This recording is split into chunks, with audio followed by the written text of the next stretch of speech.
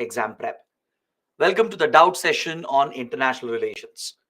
So, last week we have completed our syllabus for international relations. Now, let's take a look at all the doubts and questions that you guys have asked. So, I'll start with the questions that have been sent before, and based on the time, I'll take up questions from the comment section as well. We'll also look at some PYQs in between. I'll take you through some previous questions. We'll try to discuss how you can approach answer writing, especially for your mains exam. So let's look at the first question. In recent times, Jyoti Chaudhary is asking this question. In recent times, the deterioration of India-Canada relations has been a highlight in the news. Kindly explain the recent developments, specifically about the maximum number of diplomats allowed to be stationed in another country and the rule that talks about it. So that Canada is claiming India, which has been violated. Also, do we need to learn more on the history of India-Canada relations? All right. So, Jyoti Chaudhary is referring to the recent tensions that have come up in the India Canada relations. I'm sure all of you would have heard about it, read about these developments. India Canada relations have taken a very big hit, primarily because of the Khalistan movement. We did mention that attempts are being made to revive the Khalistan movement, right? So, this is something we'll study in greater detail under internal security. In the subject of internal security, we'll study Khalistan movement in complete detail, including the background. We'll understand what contributed to the rise of the movement, what happened in the 1970s and 80s, and how come Canada has become a base for several Khalistani terrorists who are operating against India. Now, this is not something new. This is something we have faced in the past as well. In 1980s, Canada and many other countries, they had hosted several Khalistani extremists. Not that their governments were directly supporting them, but in a way they were sheltering them. They were allowing to conduct their activities. And despite India appealing to them, they wouldn't cooperate with India, especially during the Cold War period. As we were not aligned with Western countries, we were aligned with the Soviet Union. Western countries in general, they wouldn't bother much about India's security concerns. Eventually, Canada did cooperate with India after a deadly terror incident after the Air Kanishka bombing. Air Kanishka was a Air India flight coming from Canada to India. This aircraft was bombed by Khalistani terrorists by Babar Khalsa International. All the 300 plus passengers and crew were killed, making it the biggest terror attack of that time. It was the biggest ever incident of that kind involving an aircraft, involving a civilian aircraft. So it was only after this terror incident that Canada cooperated with India to an extent, and we have definitely, played a big role in bringing down the movement. By 1990s, India managed to almost wipe out the movement. So this was a collective effort. In Punjab, there was a lot of domestic action that was taken under AFSPA provisions, where Punjab police, they decimated the Khalistani outfits.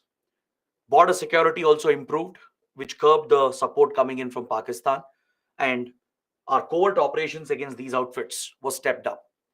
Both IB and DRAW, they ran a series of covert operations in the 80s targeting these outfits and the Pakistani support that was being given to these outfits.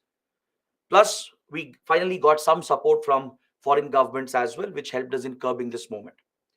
But the fact that Canada has, in a way, hosted these groups has always been a concern for us. There are many convicted Khalistani terrorists. They have run away from India, they have hidden in Canada, and Canada has sheltered them.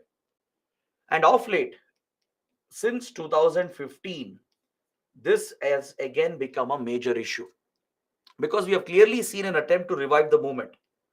This is going on from 2010 at least, from the last 13 years. A deliberate, planned attempt is going on around the world and in India as well to revive the dormant Khalistan movement.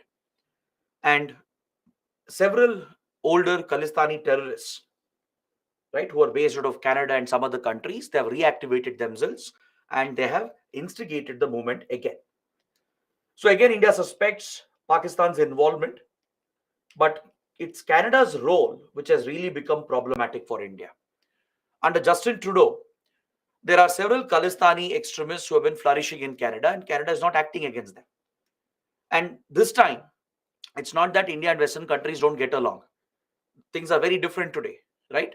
India and Western countries are strategic allies, and yet Canada has refused to cooperate with India. It has refused to act against these groups.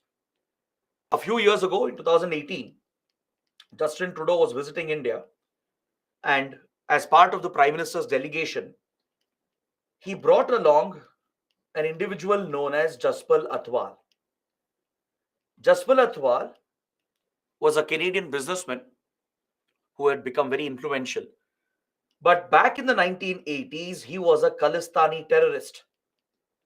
He was involved in the assassination attempt of a minister in the Punjab government.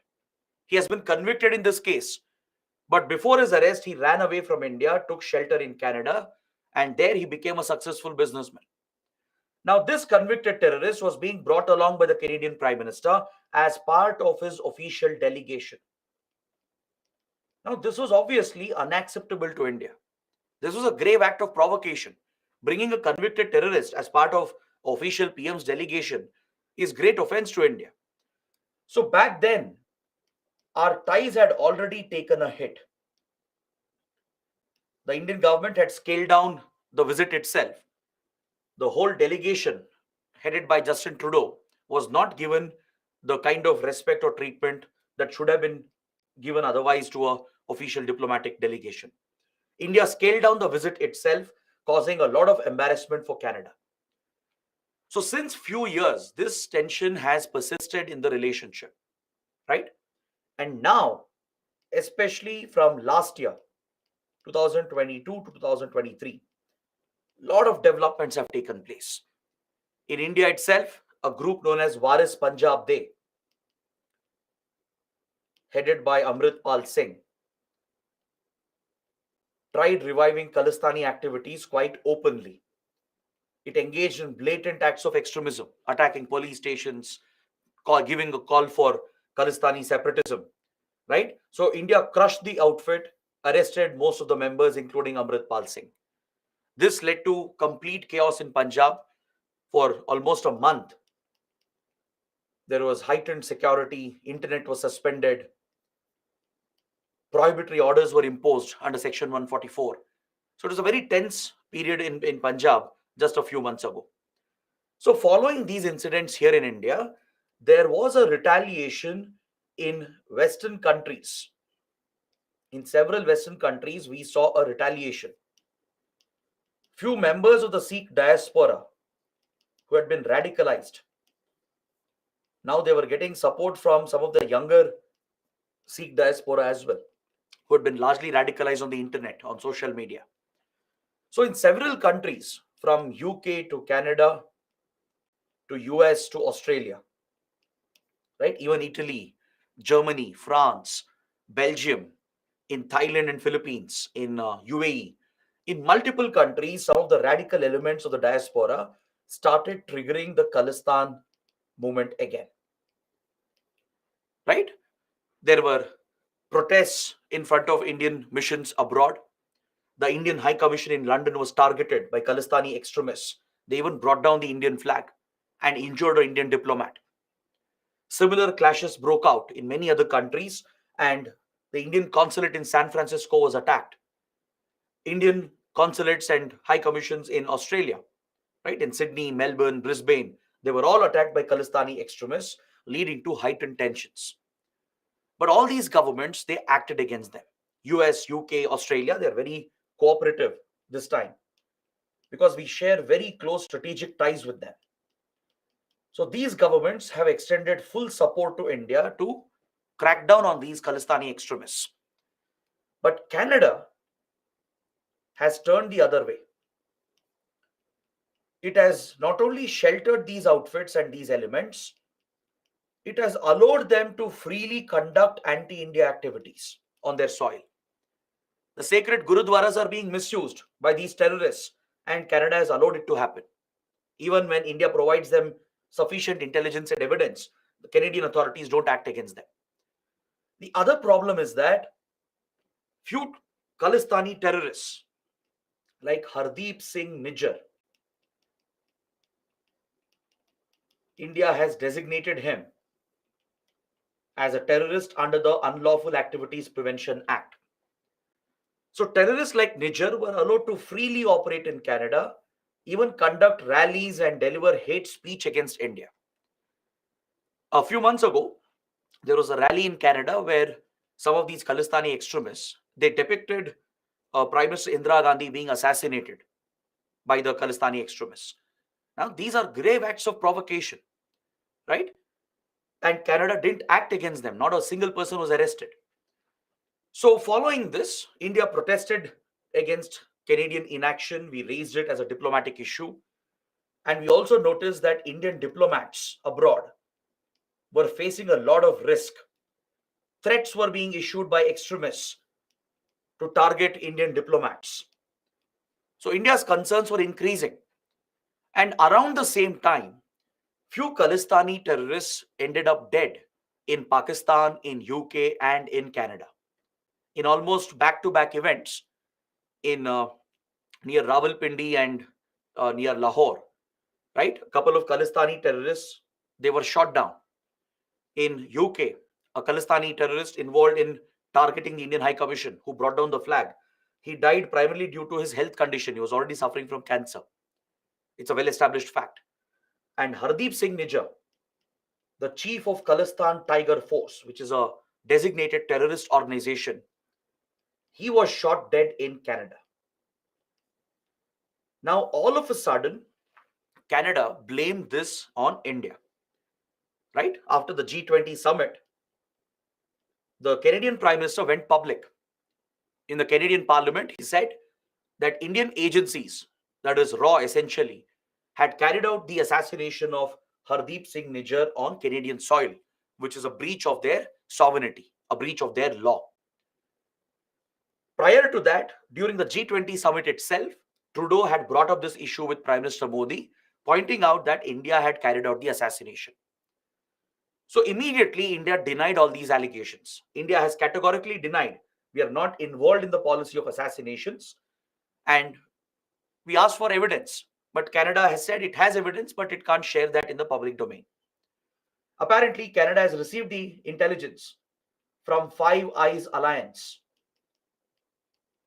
which is an intelligence grouping of 5 Western democracies: US, Canada, then UK, Australia, New Zealand. These 5 Western democracies are part of the Five Eyes Alliance. According to reports, most likely it is US which passed on the evidence to show that Indian agents were apparently involved in the assassination of Nijjar. Since it involves intelligence operations, Canada, of course, can't reveal that in the public domain. But without evidence, India has denied its involvement. And following this, there has been a complete collapse in our relations. Usually, friendly countries don't do this, right? In the case of Canada, especially, right, a friendly country shouldn't have allowed things to go to this level. Ideally, it should have collaborated with India, worked with India to bring down these terrorists, arrest them, punish them according to law, or extradite them to India, right? But instead of that, now following these mysterious deaths that happened, it's being put on India without substantial proof being given in the public domain. So this is what leads to the diplomatic standoff. And India's position is that Canadian diplomats are involved in several activities in India, meaning we are pointing fingers at Canadian intelligence, saying Canadian intelligence officers in India, they are probably having contacts with Khalistani extremists. So this has escalated the standoff, and our ties have been completely downgraded. We have stopped issuing visas to Canadians. Canada also has done almost the same by, scaling down its diplomatic presence. Canada suspended the FTA talks as well. A free trade agreement was being negotiated, but these FTA talks has been suspended by Canada. All right. India has scaled down the ties with Canada, and we also asked Canada to withdraw around 41 diplomats. We said there is no parity between the number of diplomats we have sent to each other's country. All right. Apparently, Canada had around close to 70 to 80 diplomats in India, including their High Commission in Delhi, right? Whereas in Canada, we have hardly around 20 diplomats. India has sent hardly around 20 diplomats. So India said there is no parity, there is a huge mismatch, which does not justify the work that the diplomats are doing. And now India also has said that Canadian diplomats were involved in unnecessary activities, which means it's a finger we are pointing at, saying Canadian intelligence agencies were involved in maybe having contacts with the Khalistani extremists in Punjab or in other parts of India. So now, just a few days back, India ordered Canada to withdraw 41 diplomats to bring parity between the diplomatic officers stationed in both the countries. So Canada has no other choice. It had to withdraw. It has already started the process, and it has stopped all visa services in India except for in Delhi. All the consulates will not process any more visas because of this situation. Now, this is the essential background to those who aren't aware. Now, what Jyoti is asking is that on what provision, on what basis has India asked Canada to withdraw the diplomats? What's the legal basis for that? We have something called the Vienna Convention. The Vienna Convention of 1961 and the Vienna Convention on Consular Relations of 1963. All right. The first convention deals with diplomatic relations, the Vienna Convention on Diplomatic Relations. The second one is the Vienna Convention on Consular Relations. These two conventions, collectively called the Vienna Convention, provides for the diplomatic protection that countries are bound to offer. It's legally binding. All the countries have signed and ratified it. If you have to have diplomatic ties with other countries, you have to sign, ratify this, adopt a law where you're obligated to protect the missions of foreign countries. That is, if their embassies, high commissions are present, if their consulates are present, it is our duty to protect them. Now, I'll take the example of India. In our capital, New Delhi, in Chanakyapuri, which is the diplomatic enclave, there are many foreign embassies, high commissions present, right? And across India, in Mumbai, Bengaluru, Chennai, Hyderabad, Kolkata, there are many consulates present. Now, it is India's duty under Vienna Convention to protect the sanctity of the missions at any cost. We cannot allow any kind of threat against these missions. These mission territory, where the land that they are sitting on, is as good as foreign territory. Meaning, there is a degree of immunity given to the facilities and to the officials who are working here. We call this diplomatic immunity. These missions and the officials posted here officially, they enjoy diplomatic cover, meaning our laws are, let's say, our police jurisdiction, our taxation jurisdiction will not apply to these missions and the officials stationed here. All right. The diplomatic immunity extends to their residence, their cars or vehicles in which they travel, the baggage that they send and receive. All these are protected under Vienna Convention. It cannot be touched. Indian police cannot enter a foreign embassy or a foreign consulate. Is that clear? A foreign diplomat cannot be arrested unless and until his diplomatic immunity is removed. All right. So under Vienna Convention, a basic standard has been set so that diplomats can function without fear, without any threat, coercion. Because especially between hostile countries and even between friendly countries, it can happen where countries might threaten the diplomats of other countries. They might use their police, their laws, their taxation powers to blackmail, to threaten the diplomats and force them to work against the interests of the other country, the host country, right? So that is why the Vienna Convention is in place. It guarantees diplomatic immunity to the missions and the diplomats, and every country is obligated to ensure this. Just like India is obligated to protect Canadian diplomats and Canadian missions in India, even Canada is obligated to do the same. If, let's say, if a diplomat is involved in activities that threatens our security, right?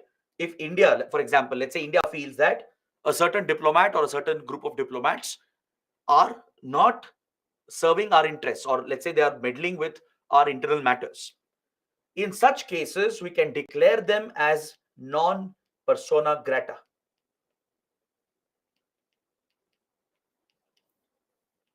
meaning we are withdrawing the diplomatic cover, we are withdrawing diplomatic immunity to these diplomats.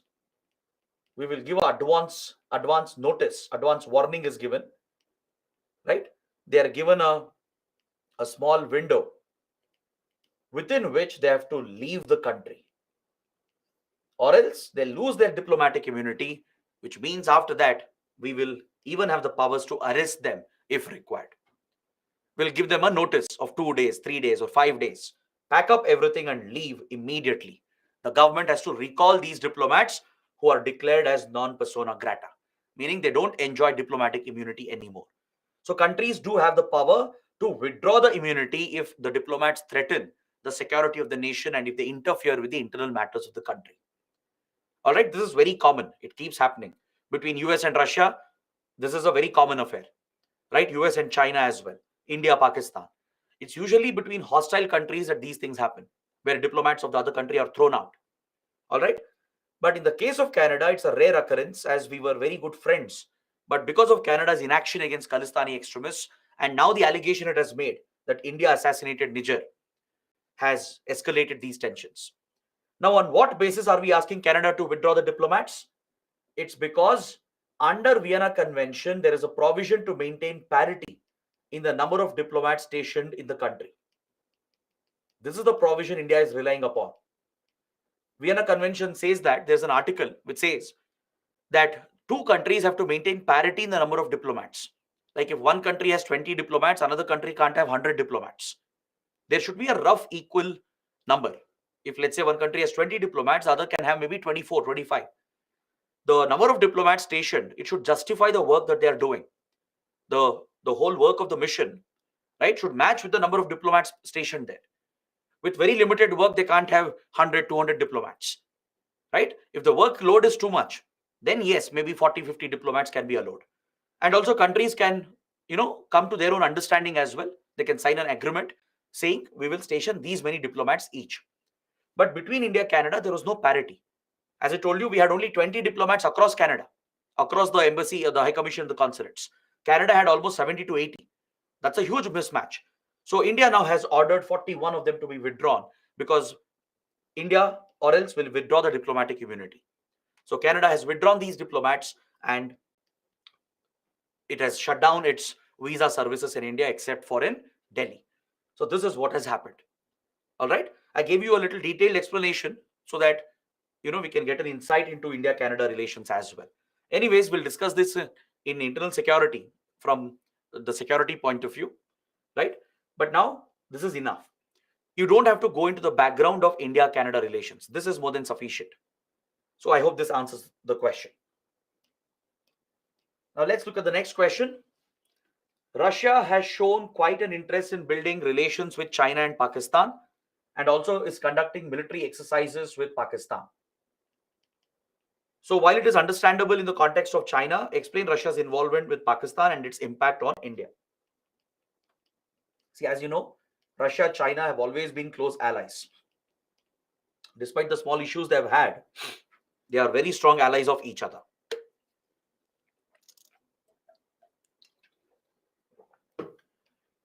So Russia, China have very close strategic relations, and of late they have close defense relations as well.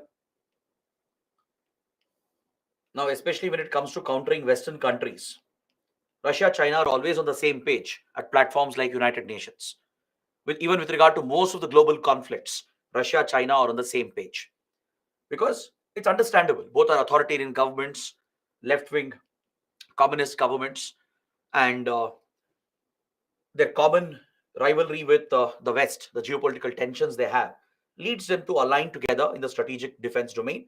And they do have a lot of joint initiatives. They work together as well in countries like Iran, in Syria and many other countries, right? So Russia-China relations are obvious. But what explains the close ties between Russia-Pakistan of late? That's a question. Russia-Pakistan have started conducting a military exercise as well. Now, this is quite unprecedented. Russia is considering exports, military exports. It's considering export of weapons to Pakistan.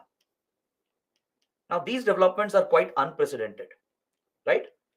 Because previously Russia was very, very mindful of India's interests. Even with regard to China, sometimes Russia would not sell the same weapons to both China and Pakistan if it had sold the weapon to India, right? To ensure India has a edge over both Pakistan and China, Russia wouldn't sell the same weapon platforms to China and Pakistan. Especially with Pakistan, Russia had never had good relations or strong ties with the Pakistani state. And also because Pakistan was largely responsible for the Afghan Mujahideen, which defeated the Soviet Union. So that angle was also there. But now geopolitics have changed. The time, the circumstances have changed. As India has gotten closer to Western countries, especially the United States, then our procurement of weapons has gone up from Israel, France, and US. Right? We are procuring more weapons from these Western countries. We have very close strategic ties with them as well. So naturally, Russia is upset about India's growing inclination towards the West. So Russia is trying to counterbalance that by aligning slightly with Pakistan. This is a regular geopolitical move. All right. It of course has an impact. Even we have tried to move away slightly from Russia. We have tried to reduce our military dependency on Russia because most of the Russian military equipment, they have been outdated. The technology is outdated. The cost of servicing, maintaining them has become very expensive. And also when you rely just on one country for your critical weapons, that might give unnecessary leverage and too much power to another country.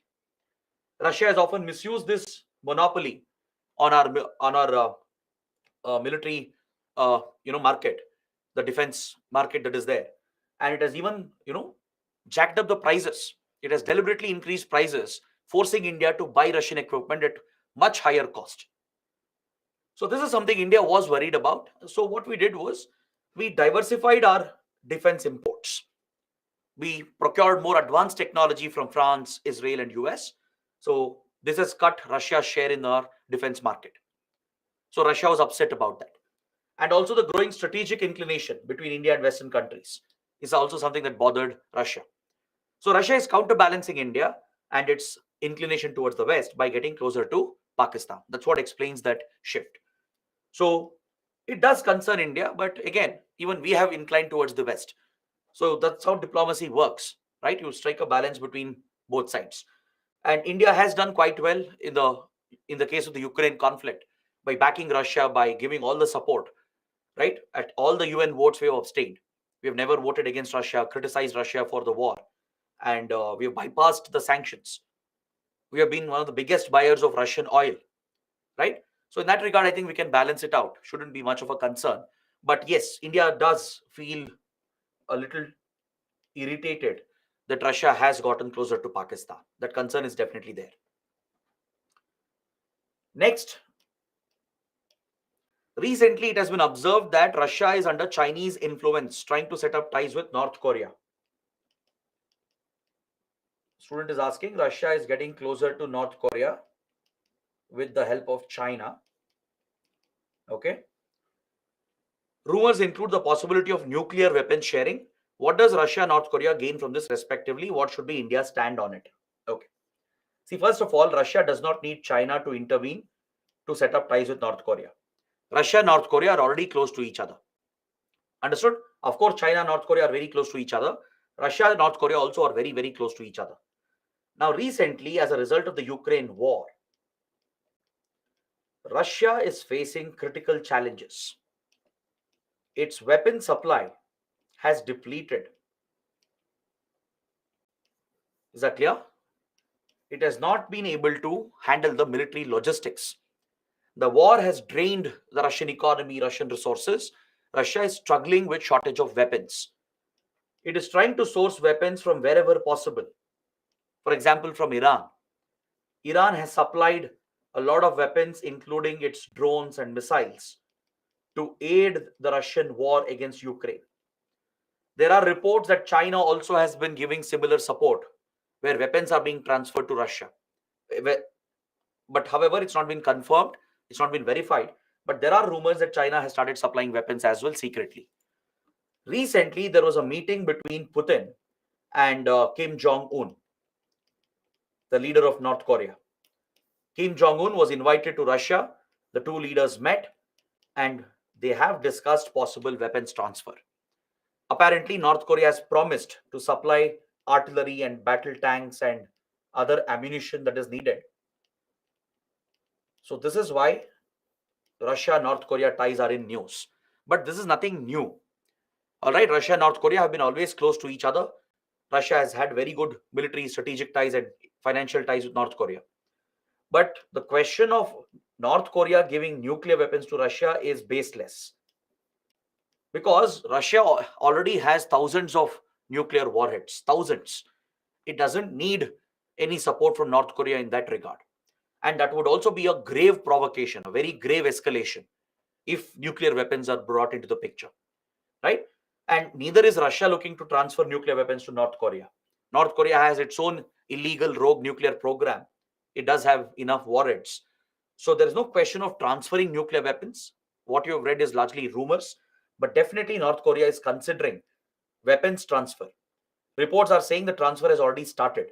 But again, we can't verify this immediately unless and until we get something which is authentic information. But yes, Russia and North Korea do share close relations, and they have met. The two leaders have met, where Russia has asked military assistance to supply weapons to fuel the war in Ukraine. Does it affect India? Not much. Of course, we keep a watch on these developments, right? But North Korea transferring weapons to Russia won't affect India as much as we think. But yeah, it can prolong the war. That is a possibility. But again, India would be neutral on that. Right? Even if Western countries criticize it, India will be neutral. We won't be criticizing it or taking a stand on it because we have, in general, backed Russia in the conflict. So that position will continue. Next question. In the context of Bangladesh's current geopolitical context, Nobel laureate Muhammad Yunus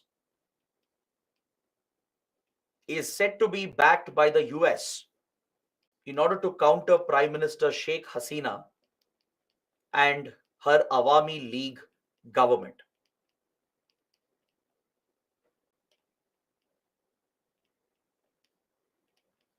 Okay. What importance does this hold from an Indian perspective? Very good question. See, recently there are some developments in Bangladesh. By the way, Bangladesh is headed towards elections very soon. And within Bangladesh, there are many challenges. On one hand, there is rising radicalism,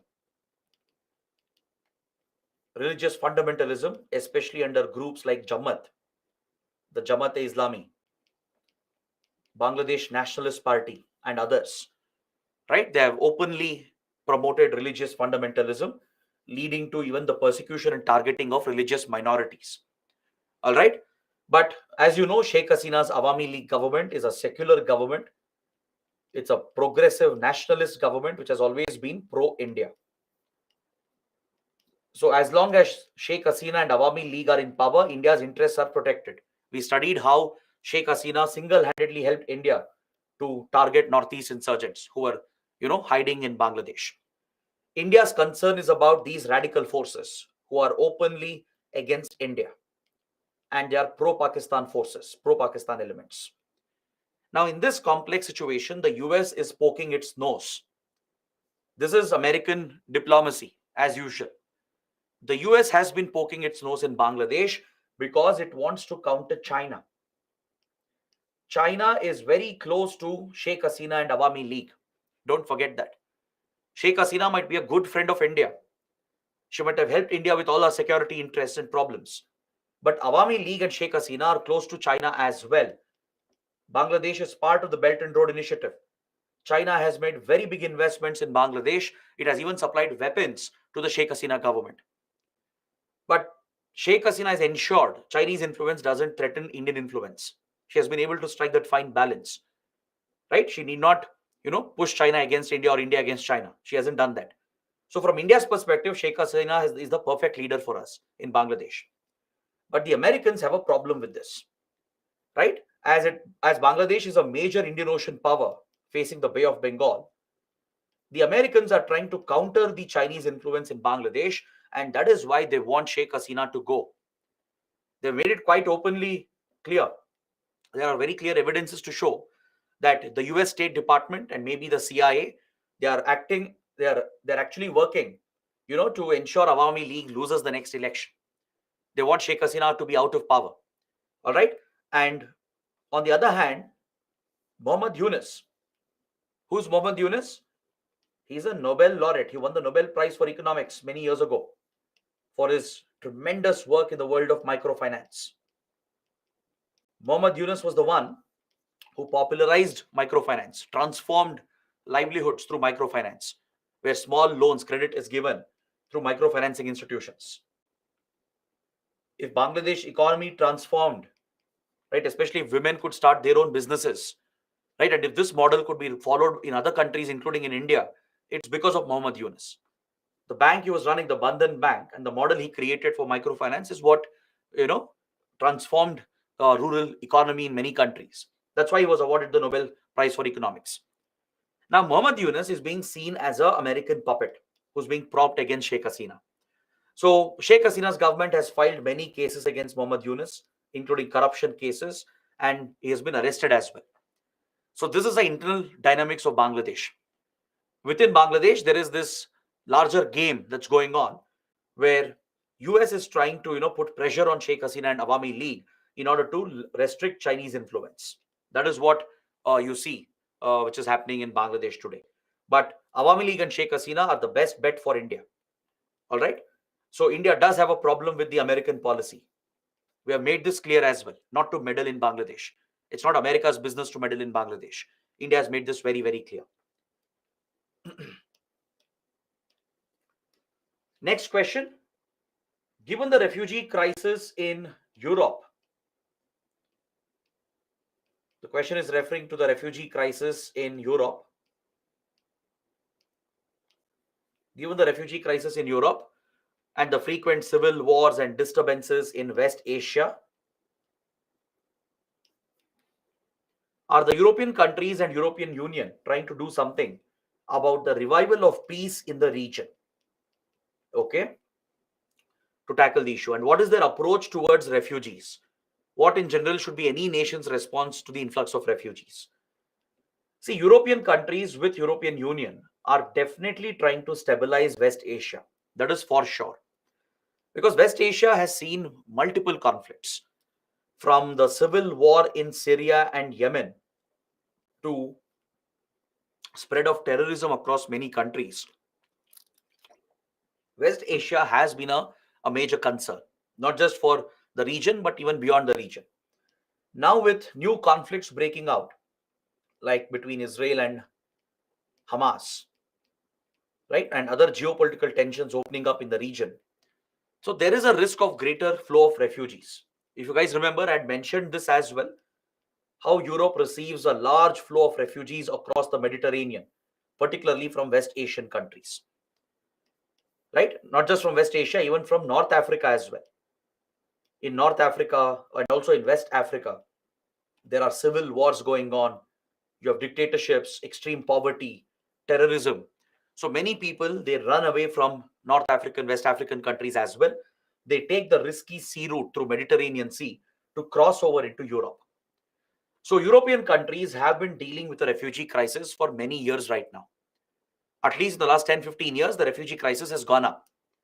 The Mediterranean countries like Italy, Greece, Spain, even Cyprus, Portugal, and others, they receive a large influx of refugees through the Mediterranean.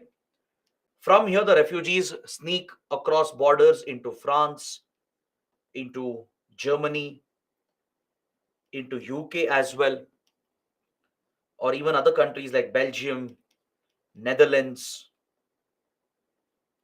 and even to the Nordic countries like Sweden, Finland, Norway, etc. These are the preferred countries for these refugees who are coming in from Africa and also from West Asia. Now, the scale of refugee crisis is so severe that it has divided the politics of Europe. See, many European countries, the West European democracies, they are usually liberal, right? Very progressive. They follow centrist policies largely.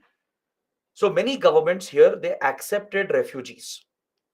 They took in a lot of refugees, like Germany, for example, Netherlands, Belgium, Norway, Finland, Sweden. They all took in a lot of refugees on humanitarian grounds. Those who came seeking asylum, they were granted asylum on humanitarian grounds, because most of the refugees who are fleeing these conflicts and the poverty, right, they're just trying to save their lives. If they stay back where they are, chances are high that they and their family will get killed. So that's why they're running away from countries like Syria, Yemen, African nations, even from Afghanistan and Pakistan as well. All right. But problem is, through the refugee route, there have been terrorists who have sneaked into Europe. Terrorists aligned with Islamic State have sneaked through refugee route and then carried out attacks in Europe. There have been many incidents where bombings have been carried out, shooting incidents have happened, lone wolf terrorism has taken place, where single individual terrorists who have been radicalized, they will take a knife or a gun, they'll stab people, they'll shoot at random innocent people, or they'll take a car or a bus, drive it into crowds and crush them. So such incidents have happened in Paris, in Berlin, recently in Brussels, in Belgium, right? Two Swedish nationals were killed, stabbed by a terrorist aligned with Islamic State. So such incidents have gone up, and this is a complex problem right now. It's leading to social tensions in Europe. In fact, the tensions are so high that within Europe there are many parties that have come up, the more conservative right wing parties, which have taken a stand against refugees. That's why I told you, European politics itself has been divided. In fact, if you notice, across Europe, there is a rise in right wing governments. There is a rise in right wing conservative ideology in Europe, which is a dangerous trend, because the otherwise stable, progressive, liberal democracies, they are swinging towards more radical, conservative, right wing ideologies.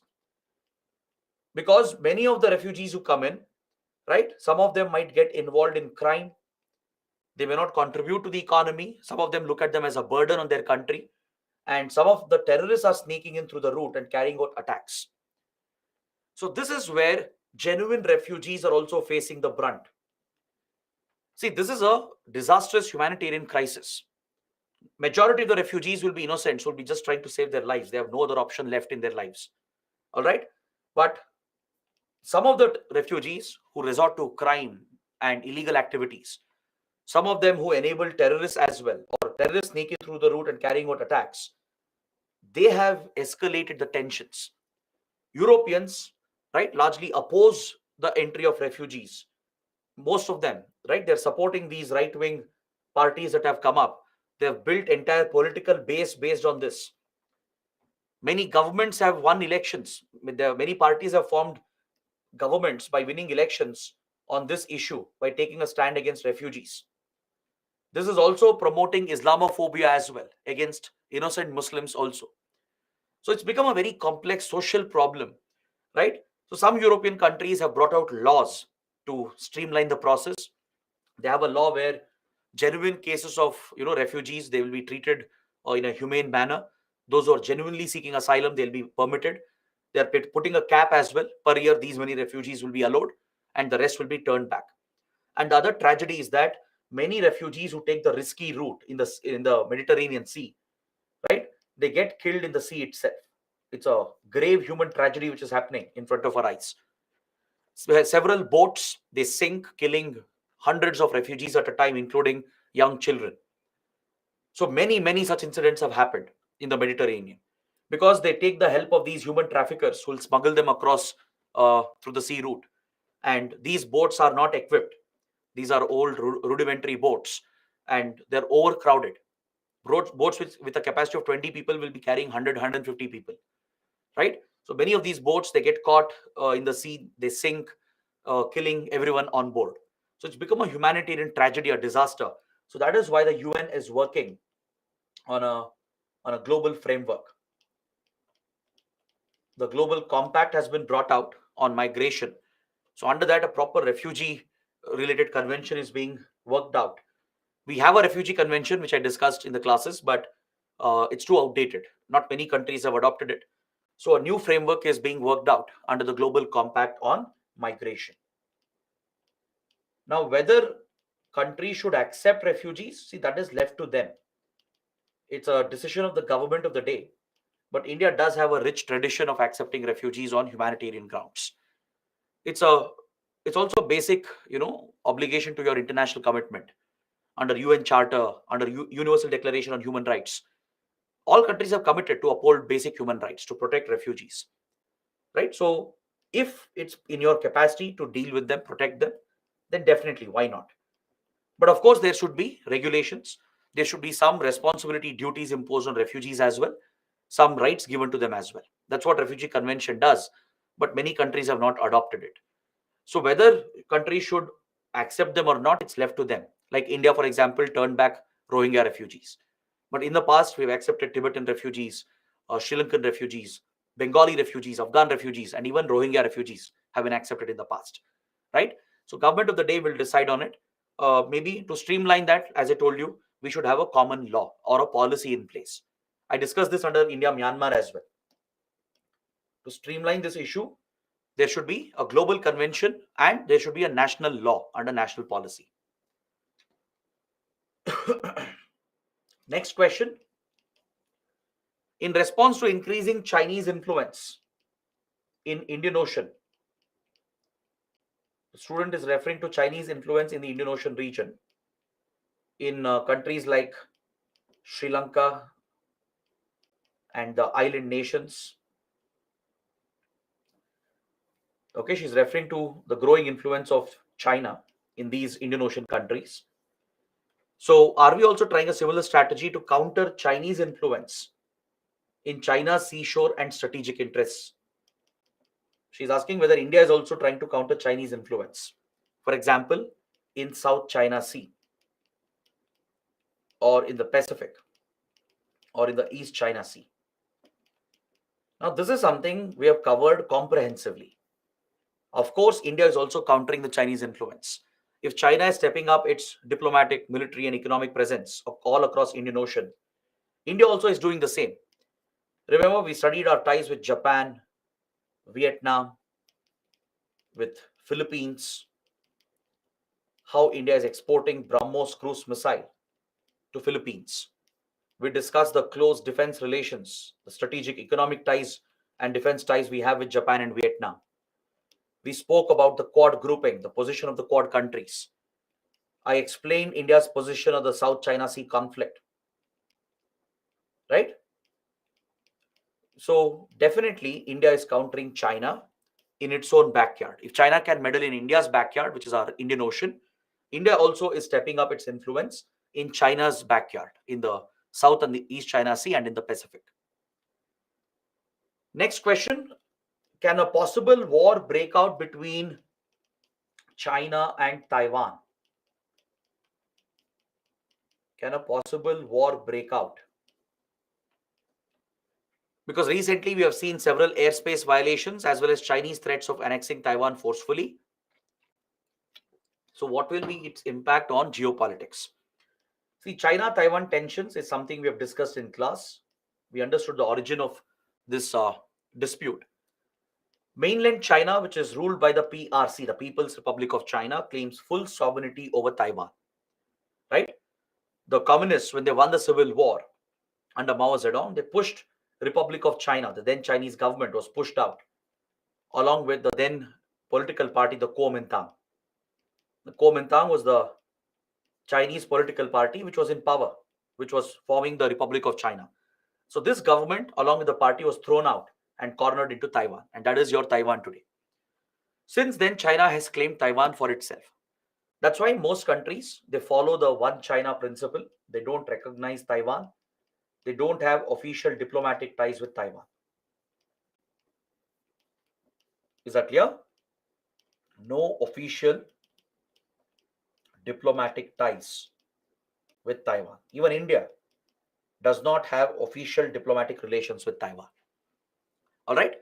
Most of the countries, majority of them, they have not recognized Taiwan. They have accepted one China principle, meaning they recognize China's sovereignty over Taiwan. All right. So US, on the other hand, has been taking an ambiguous position. The US has taken a very ambiguous position, and it has been encouraging Taiwan to assert its independence. This is part of the American strategy to contain China, to counter Chinese influence.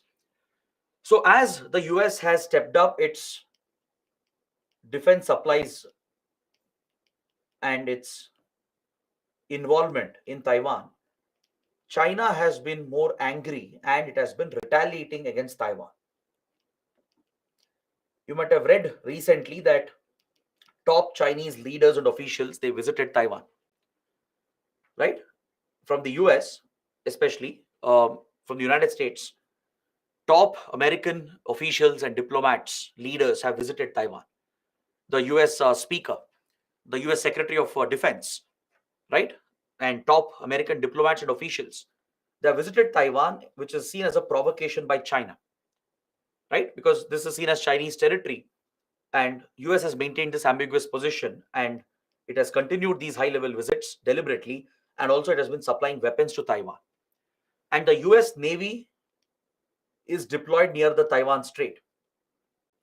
US military is deployed here in the Taiwan Strait, conducting military drills, saying that they are here to protect Taiwan. Even UK and few other countries are backing the US in this effort.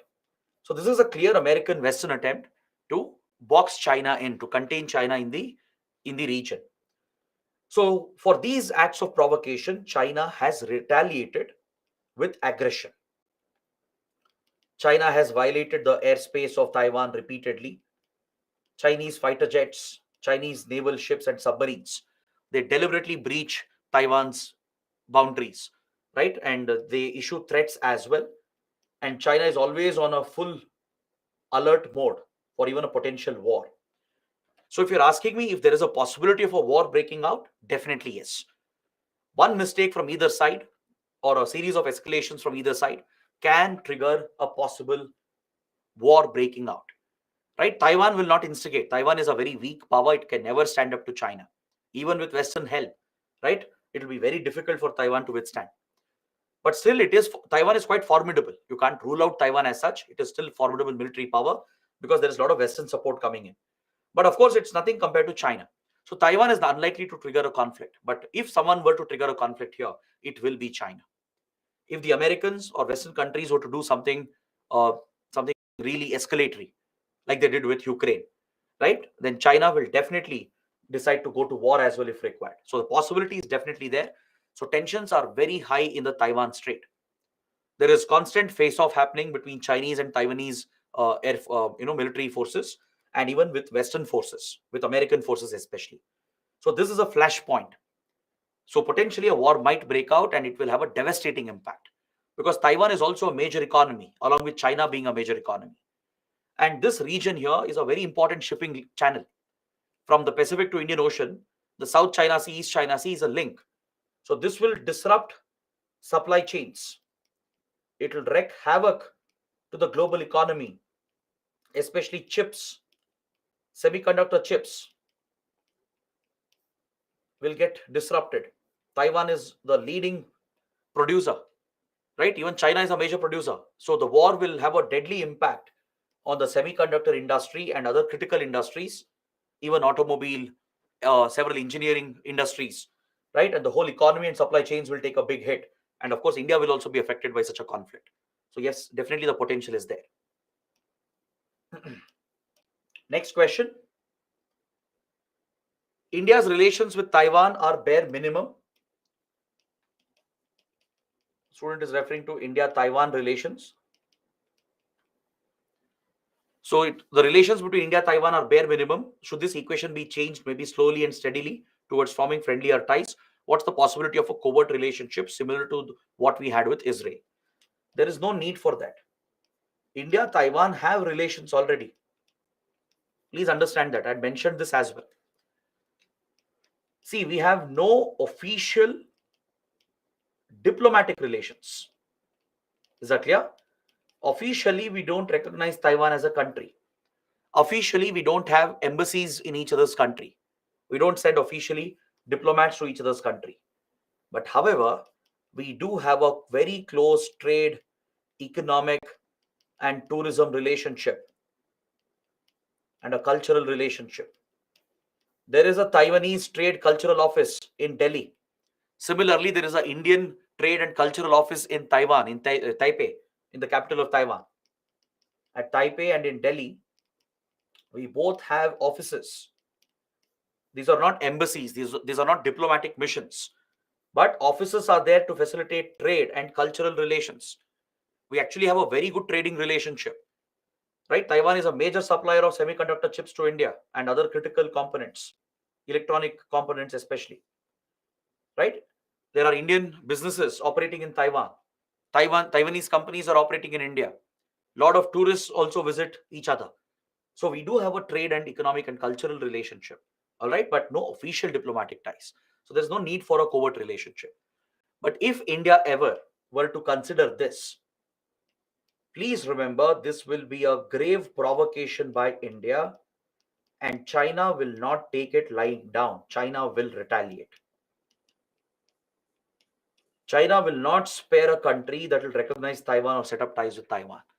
You need to acknowledge that China is a vastly superior power. It can deliver significant damage to India if it wants to, right? No Indian government is foolish enough to take the step of setting up ties with Taiwan. We've accepted the one China principle, and to go back on it now would be a grave provocation from India. Unless and until China does something really grave against India, right? So unless those hypothetical scenarios come into picture, no, we will not be having official ties with Taiwan, because we have made a commitment to recognize Taiwan as Chinese territory, as PRC's territory, and that will remain, that will not change.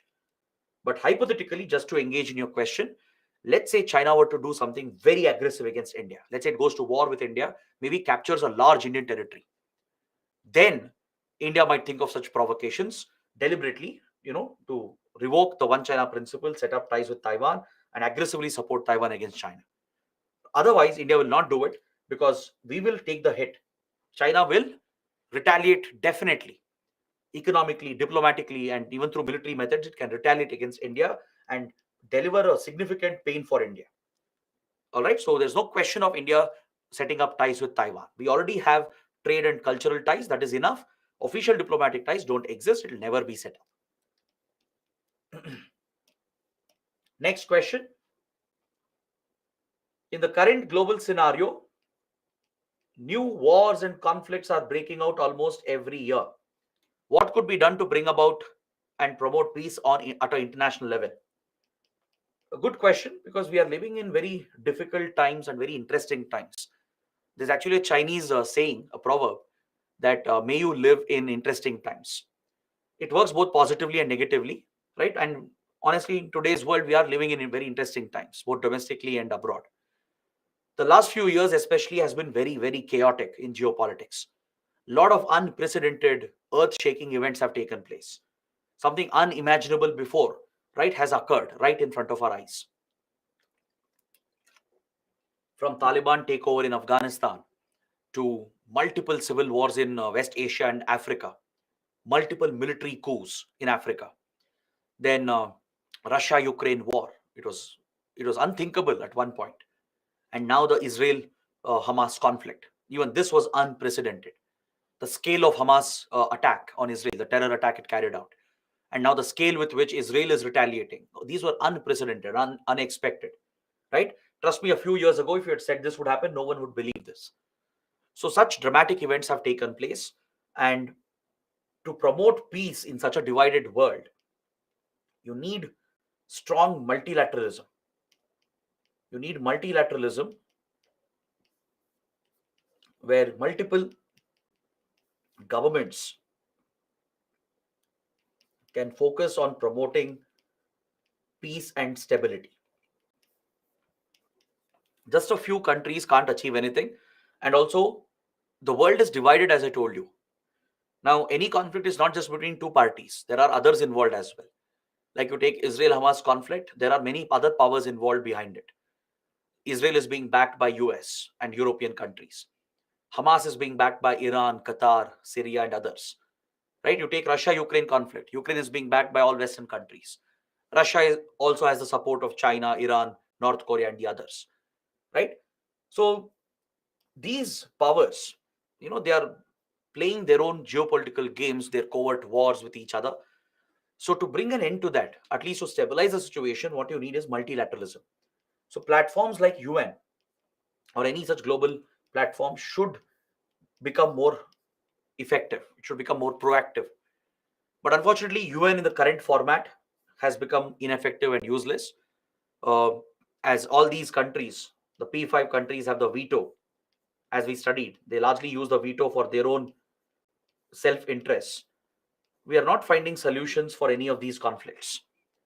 Right? So it's very, very difficult in this situation right now to think of, long term peace and stability. Also, I think this is a pattern. It's an overall pattern around the world where tensions have gone up, not just in geopolitics, even domestically. Domestically, there has been a rise in extremism in many countries, especially right wing extremism. With the advent of social media, right? One ideology which has really gained traction on social media is right wing extremism. And this is across religions. All right. And it's a trend across countries and across the world, from US to New Zealand to India to Europe. Across the world, you will see a drastic rise, a phenomenal rise in right wing extremism. So the rise in tensions in a way is attributed to that. The domestic factors are linked to it, right?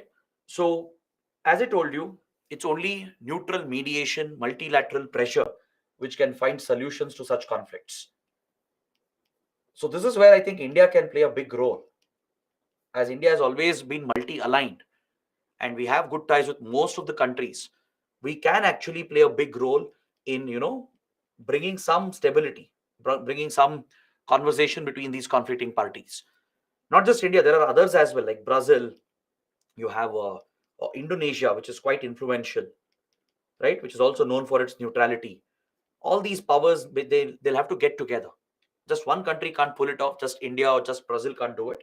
Collectively, some of these countries, especially from the developing world, they have a lot of stakes. These events which are happening, the wars and conflicts, will affect them the most. Developing countries will take the biggest hit. So they have an incentive as well to act, to collectively work together, use multilateralism, and push the countries to end their tensions, their hostilities, to try and promote peace and stability. Right? But again, it's easier said than done. These conflicts may not end anytime soon, and they might drag. Usually, conflicts hit a stalemate, they'll drag for many more years, bringing more suffering and misery. All right. But let's see what happens. Only time can tell. But as of now, I don't see an immediate solution available to it. Next question. Something called the Korean wave. Something called the Korean wave has took the world by storm. The surge in Korean pop music, K-drama series, and others at international level. Could it be stated as an example of soft power at its best display? And could such cultural waves be state sponsored? Could this be state sponsored? Or are they completely independent? Very good question. This is a very, very good question. I'm sure the younger generation, you guys, the millennials, the Gen Z, you know better about the K wave that is spreading around the world, that has already spread around the world, right? From popular K-pop music to K-dramas and even to Korean food, Korean makeup and cosmetics, right? Or even visiting South Korea as a tourist. Everything has become a massive trend, a viral trend. Now, this is definitely soft power of South Korea at its best. Is that clear? This automatically generates tremendous soft power influence for South Korea. But in the case of the Korean influence you're seeing, it is not state sponsored, it's not intended, it's not planned. This is something that happened organically. Korean entertainment in general, right? starting with Gangnam Style. That is where the K phenomena hit that inflection point. From there onwards, Korean art forms became widely popular, just like Japanese anime, which is extremely popular around the world. Similarly, the Korean art forms, they went to the next level, right? With the internet, with OTT platforms, there's a wider acceptance. There's a bigger audience, a global audience today, right? Plus, even Korean food, as I told you, and just visiting Korea during cherry blossom season has become a huge global trend. This is definitely soft power for South Korea, no doubt about it. But none of this was planned. It's not state sponsored as such. But of course, South Korean government will work on it. They'll leverage this to their advantage to bring more tourists, to bring more influence and positive image for South Korea. But to answer the broader question, do countries do this as a sponsored campaign, right? And or is it completely independent? It can be both. Tell you some examples. The United States during the Cold War carried out a major psychological warfare operation through the CIA to spread American cultural influence as packaged as Western values, as Western culture. Now, why do you think American culture is popular around the world? How come it became adopted around the world? It didn't happen on its own. There was a state push, a secret covert push through intelligence agencies, well planted stories, well made movies, right? The right push given to American music, American food, American culture in general. Part of it would be organic, but there was state push as well, right? From media, for example, across news channels, positive coverage about US. It was indeed the most stable democracy, right? The land of immigrants, the land of the free and the brave, where everyone is welcome, where everyone could realize their dream. This American dream was sold as an idea, just like products are sold. The American dream was sold, all right, and it's not fake. It's not that they're just marketing it, they're lying about it. That's the truth, right? US has remained the most stable economy, the most stable democracy as well, a formidable economic and military power. So they have leveraged that strength. The US government, the intelligence agencies, and the State Department, they've leveraged the strength and promoted the American values and culture that found wide acceptance around the world. That's why in many countries, even if governments don't have good ties with the US, the people of the country will have a positive image about the US. For example, in India itself, I told you, right, until mid 2005, until early 2005, our ties with US was never great. But Indians in general had a very positive image about the US. You ask your parents, for example, right? Or even our current generation as well, from the 80s, 90s, we have always had a very positive, vibrant image about the US. Going to US is a fascination, right? It's a dream to go to US and study. Why do you think that exists? Why doesn't someone go to other countries? Why do you think US has that kind of appeal? It's because the soft power has been built up. And of course, there has been state influence as well. Now, India also, right? There is some organic soft power for India, and we push soft power as well through Buddhist Circuit Initiative, by promoting yoga, by promoting Indian food, Indian music, Indian movies, right? So this is a part and parcel of geopolitics. Culture and soft power, they do play a big, big role, and you can see that. Some of it will be organic, some of that would be state sponsored as well. All right. So, guys, these were all the questions that had come in. Now, if you have any further doubts, let me know. I'll be here to take few more questions if you want, or else we can look at the PYQs and then we can end the session for today. Let me take a look at the doubt section. Just give me a minute.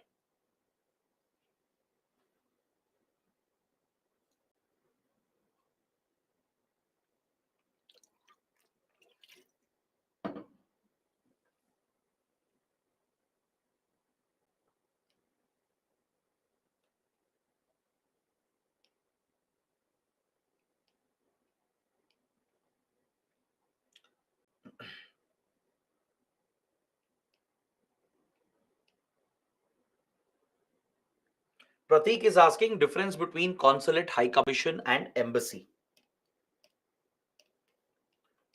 See, embassy or high commission, functionally both are the same.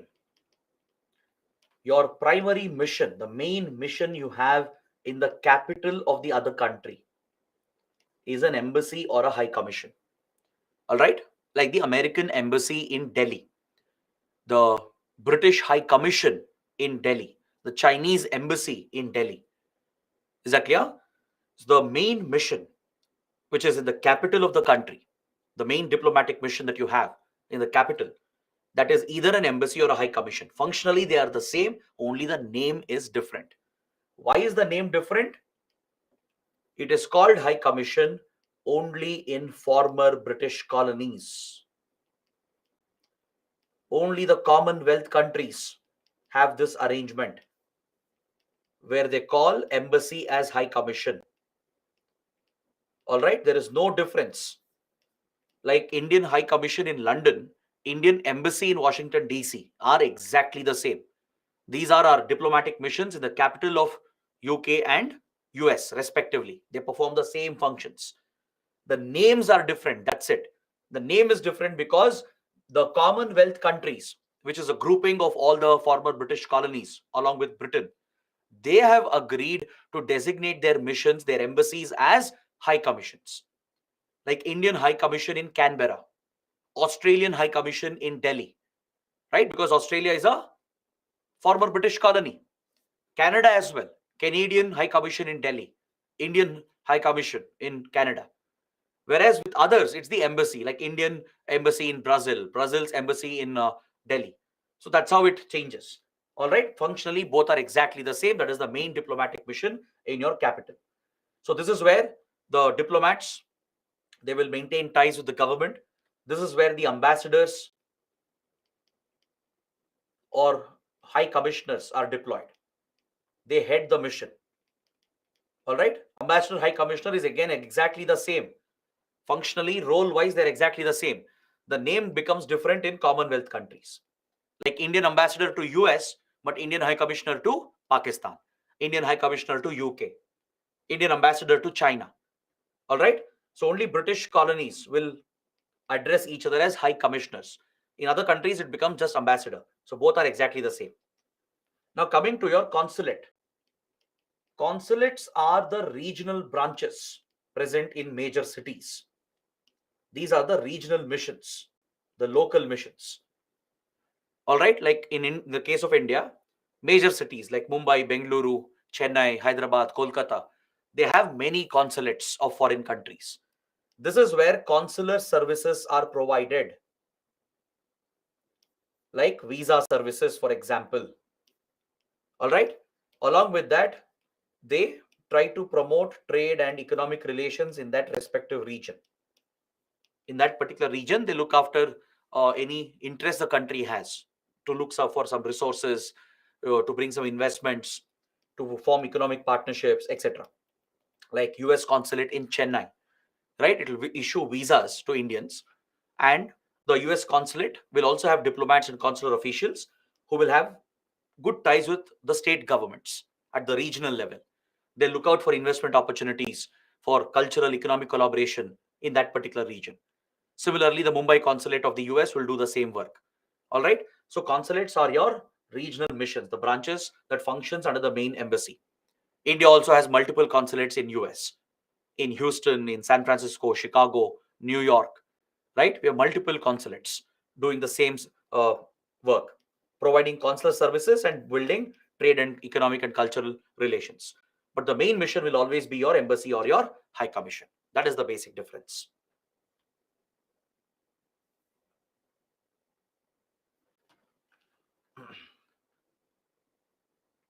Vedashri is asking, till how many incidents have happened in IR impacting India's relations with various countries? So till now, whatever has took place in IR, out of that, which are the most important topics according to sir, which might come in mains? Vedashri, your question is not well structured. Not able to understand entirely what you're asking. But yeah, I think you're asking which topics are important for your mains exam from IR. Everything that we have studied can be important, right? But of course, whatever is in news in the last 1.5 years, at least 1.5 to 2 years. That is more important. Understood? So whatever we have discussed in class, actually all the topics are equally important. But yes, based on current affairs of last 1.5 years, you can prioritize those topics.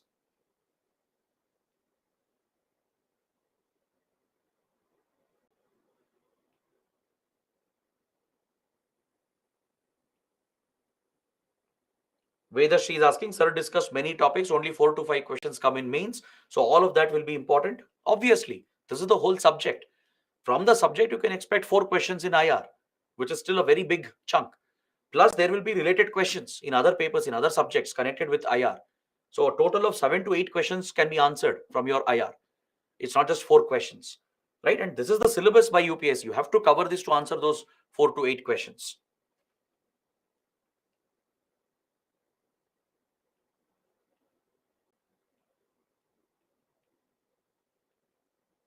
Dave is asking, Canada is important for India? If yes, then why?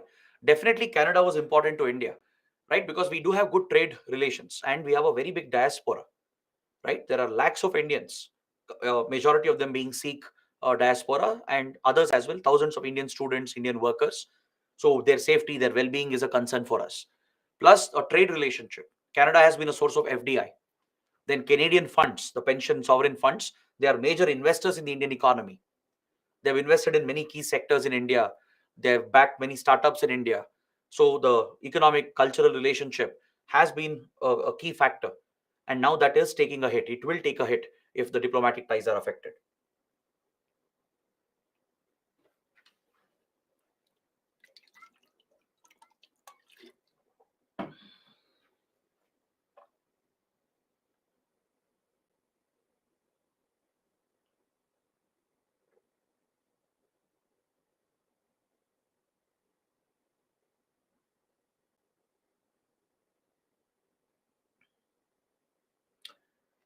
A student is asking, Chile is asking, if J&K belongs to us, why don't we take it back from Pakistan? So many soldiers are sacrificing their lives for this also, but until it is still on POK. Now, see, before you suggest anything like that, think about the consequences. Think about the current position and the consequences. We claim POK, correct, but how do you take it back? Taking it back, is it like two kids playing around? You just snatch the toy from the other kid, right? It's not like that. This is two countries you're talking about, which are two formidable military powers. Taking back POK means, right? I hope you realize what you're saying. It means you're going to war with Pakistan, right? You're saying soldiers' lives are being sacrificed. If you go to war, you will lose many more lives, both soldiers and civilians on both the sides. No government is foolish enough to go to war to take back POK, right? Or else it would have happened long back. So ideally, as I told you, there is no solution for this Kashmir issue as of now. In the given circumstances, status quo will remain as it is.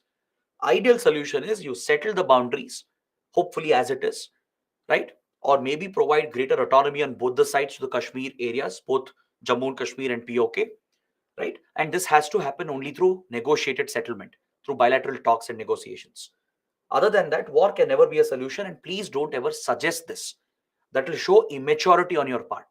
It shows you don't understand, you don't grasp the seriousness of the situation, right? If you suggest going to war, you're warmongering, then you're pushing for war, and UPSC will punish for that. Be it the evaluators, even in the interview, you'll be discouraged. You'll be definitely given negative marks for that. Don't ever take a stand pro war. Don't ever be pro war. Is that clear? Unless you're defending yourself, that is different. Instigating a war is different, right? If you try to take back POK, that's an instigation coming from India. All right. So don't ever make a suggestion that we are going to war to take back POK. Not in your answers, not in your interview.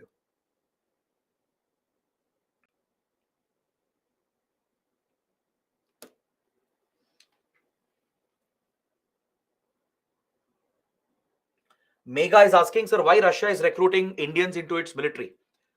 It's not just Indians. Apparently, Russia has recruited Nepalis and many other people as well from Africa and Asia, because Russia is facing a crunch, shortage of soldiers, manpower. It's running out of manpower. So it has called up the reservists as well. It has dragged retired officials as well into the army. But still, the numbers are not enough. So, what is Russia doing? It is paying money to attract foreign youth from poor countries, those who are looking for lucrative jobs. Because you don't forget, Russia has raised a private mercenary army as well, the Wagner Group, right? Even US has a private mercenary group. In fact, it has multiple private mercenaries.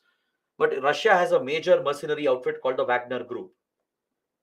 So it can recruit anyone. Nationality doesn't matter. Today, please understand, war has become corporatized. There is corporatization of war, globalization of war, privatization of war. War has not been limited to states. This is a big risk that these countries are creating.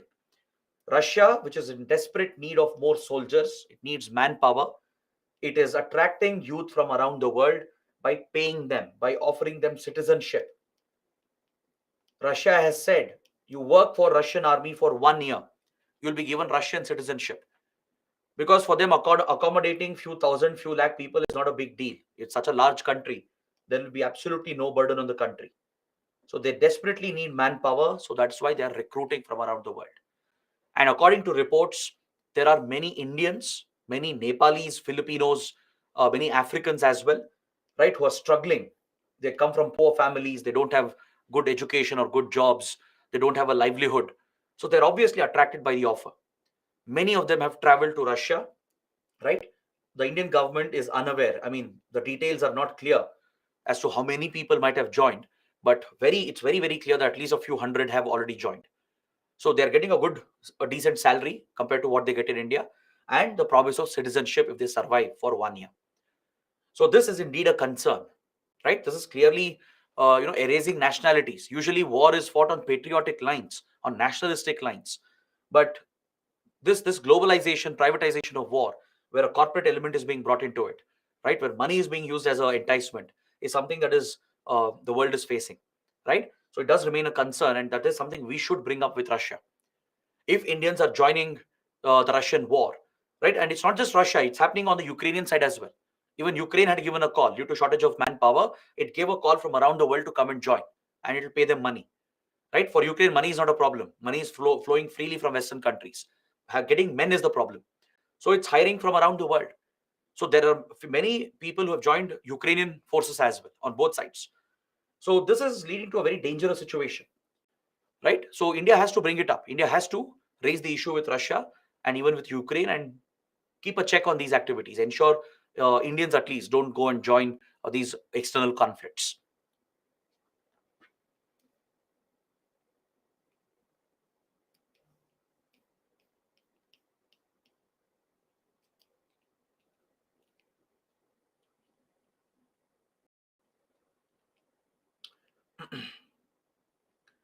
Rahul is asking, sir, in yesterday's news, the envoys of European Union and US have urged Kosovo and Serbia. They have urged Kosovo and Serbia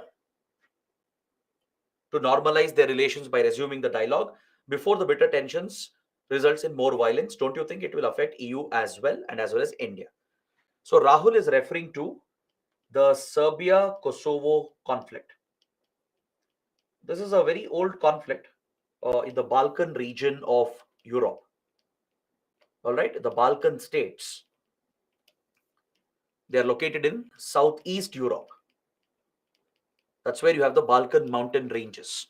The countries present near the Balkan, they are called Balkan countries or Balkan states. So between Serbia and Kosovo, there is a long-standing conflict from the 1990s. They have even fought a war over this. Recently, tensions have increased again, where few Serbs have infiltrated into Kosovo and carried out an attack. And Kosovo has retaliated, leading to increase in tensions. So there is a possibility of more violence with the potential for a war breaking out again between Serbia and Kosovo. In fact, this whole region has been affected by conflict. This part of Europe, the Balkan region, has seen wars and conflicts in 1990s. You might have heard about countries like Bosnia, Herzegovina, Macedonia. All these are in the same Balkan region, right? And there is a very complex ethnic conflict here. There's essentially an ethnic conflict between different ethnic groups. And this has turned into a national identity and national crisis, leading to these nationality-based wars between different ethnicities and ethnic groups. Like Serbs are an ethnic group, the Kosovans are an ethnic group, right? The Bosnians are an ethnic group, Macedonians are an ethnic group. So between these ethnicities on nationalistic lines, wars have been fought here. So the tensions are very prevalent even now. In the 1990s, it was a brutal conflict, but fortunately, it had been brought down due to intervention of the Western countries and the United Nations. There was a UN peacekeeping mission as well, and US and European countries had intervened in the conflict, and the tensions had gone down. The region had become very stable. But of late, tensions are going up. This is another flashpoint you need to watch out for. Just like China, Taiwan, then Nagorno-Karabakh between Azerbaijan and Armenia, where Azerbaijan recently won, defeated Armenia, the Armenian outfits, and threw out Armenians, right? Similarly, this is another flashpoint where a possible war could happen. So that's why EU and US have intervened immediately. They've already started putting pressure, asking these countries to resume their ongoing dialogue to reduce the tensions and prevent further escalation. The last thing Western countries want is another war in Europe, right? They're already dealing with Israel, Hamas, Russia, Ukraine, Azerbaijan, Armenia, right? This is enough for the region. They don't want another conflict here, right? And there are reports that Russia might be playing a role. There are reports that Russia might be instigating the tensions to put the EU under more pressure, to put more pressure on European and Western countries. All right. So that is another topic you need to pay attention. It definitely will have an impact on India, right? Because we do have a history here. Many Indian soldiers have worked in this region as part of UN peacekeeping mission. We have lost some soldiers as well in the 1990s.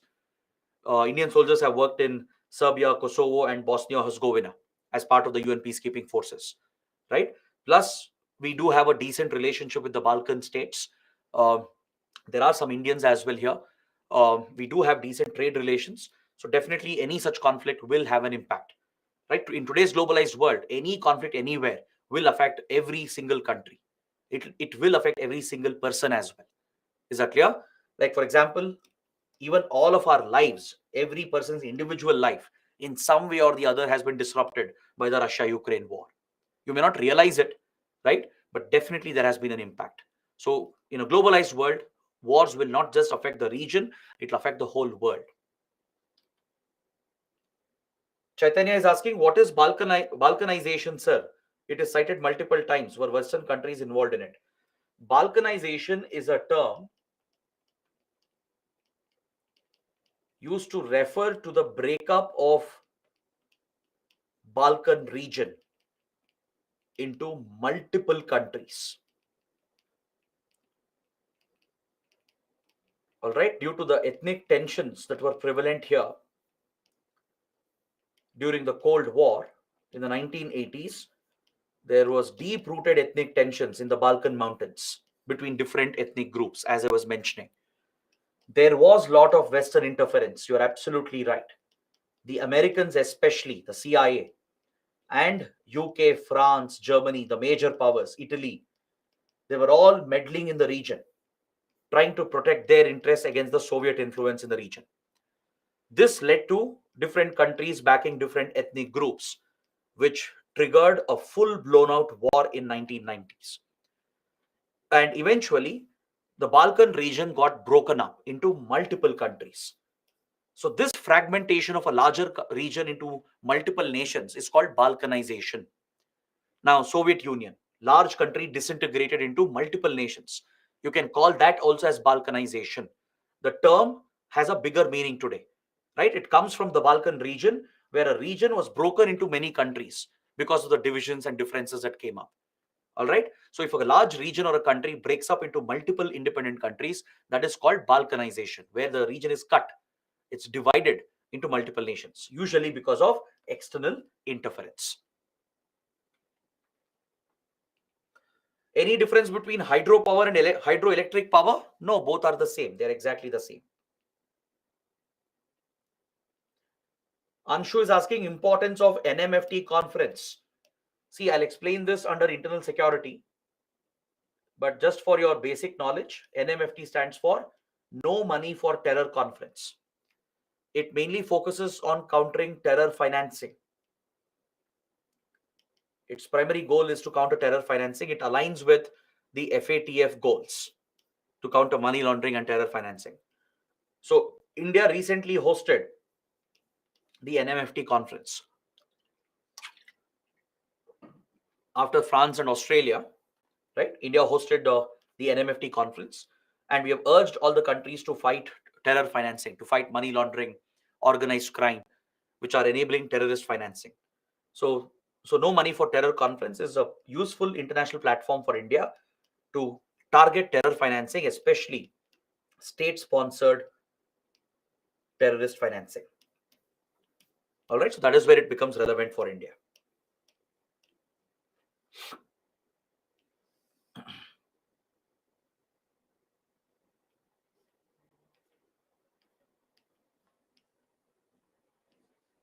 All right. So, guys, we're in the middle of the session. Let's take a short break. If I could, then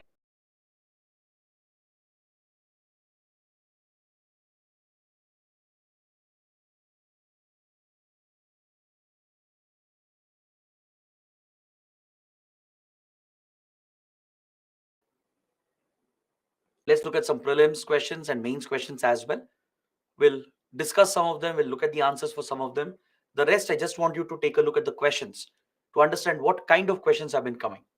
What's the format of questions? What kind of topics are being picked, right? So that will give you an insight into, what topics are more relevant for the exam. So after that, we'll again come back to your doubts. We'll spend at least another hour on your doubts. So first, let's look at the PYQs. Look at this question from 2022 prelims.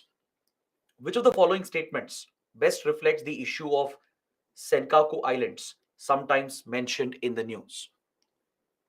Go through the options. I launched the poll for some questions at least, so you can try and give the answer. Absolutely correct. We studied the South China Sea dispute and the dispute in East China Sea. Right? I mentioned the Senkaku Islands, also called the Diaoyu Islands, which is a dispute between China and Japan. So such questions can come based on ongoing tensions and disputes and based on locations that are in news. Right? This is in a way related to mapping and places in news as well. So these are the kind of questions you can expect. Very basic, very simple. But if you have the conceptual knowledge about these topics, you can easily answer them.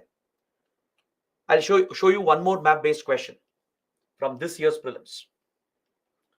As the Ukraine war broke out, obviously UPSC asked a question on this. It's asking you to identify which of the countries share a land border with Ukraine. So when we studied Russia-Ukraine conflict, I showed you many maps.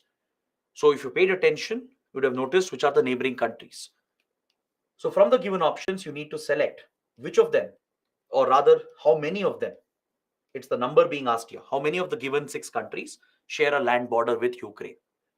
So such map-based questions can come. All right. So how do you get better at such questions?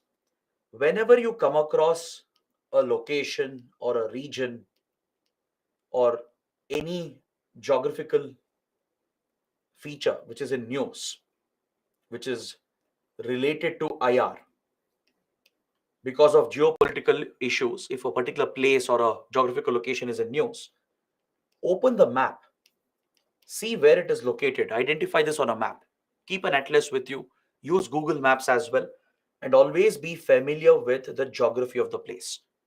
Not just the countries that are present, but even the important cities, important physical geographical features like mountains, the seas and oceans present around it, important rivers, etc. Right? Or straits, gulfs, all such important geographical features become very relevant for the exam. So this comes only with practice. As you know, international relations is largely based on geography. Geopolitics is a feature of geography, right? Physical and human geography of a place influences the international relations of the place. So you cannot ignore the geography part associated with IR. You have to be good in mapping. You have to get good with locations. The only way you can do this is by looking at more maps. So in the class as well, I've used so many maps. Just go and revise them.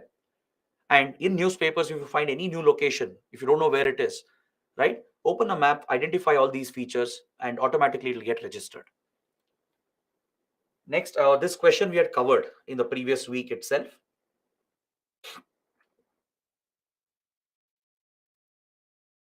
Let's look at this question. Sea and accidents of oil spills. It's an alliance meant for maritime security only. Which of them are correct? 8% have said option D. So clearly, there is a divide. Many of you have been confused. If you had clarity on the topic, trust me, you would have got the right answer. Option D is the correct answer. Both statements are incorrect. IORA was not set up very recently. Look at the term.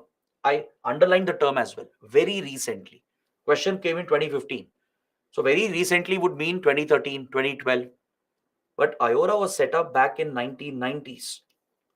You need not even remember the exact year. Just knowing that, okay, it was set up in 1990s is enough to dismiss this statement as a wrong statement. It was not set up very recently. It was set up almost 20 years ago. Right?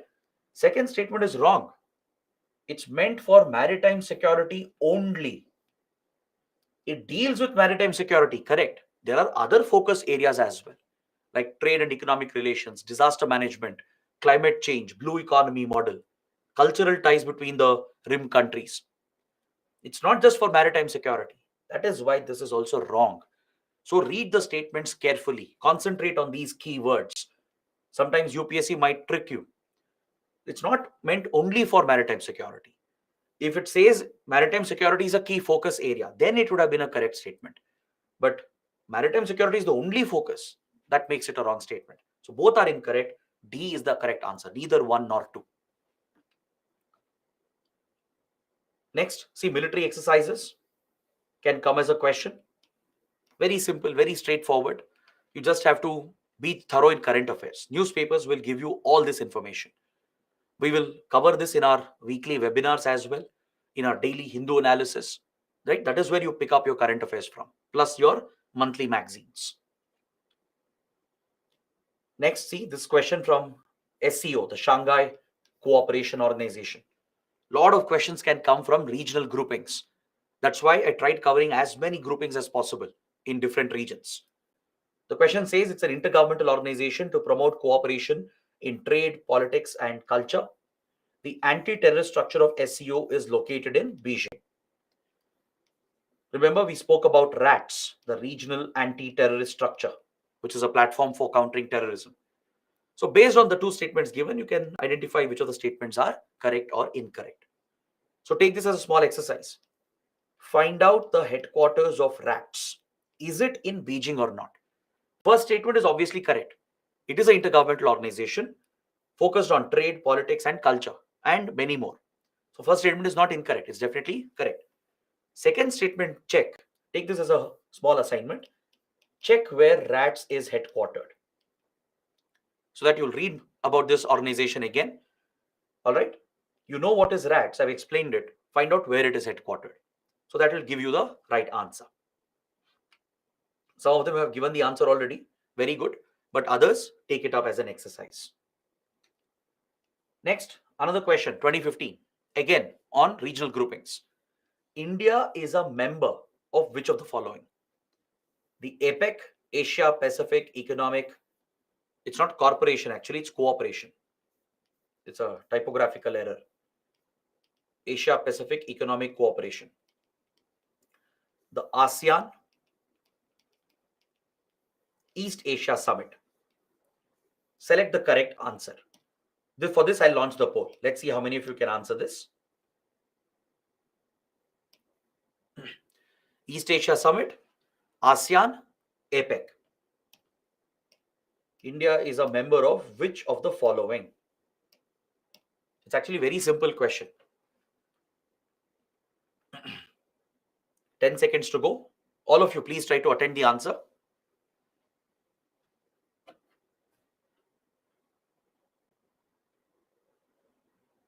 Very good. 42% have given the right answer. 3 only. India is a member of only East Asia Summit. Remember, we studied East Asia Summit. We saw the members as well. It has the 10 ASEAN countries.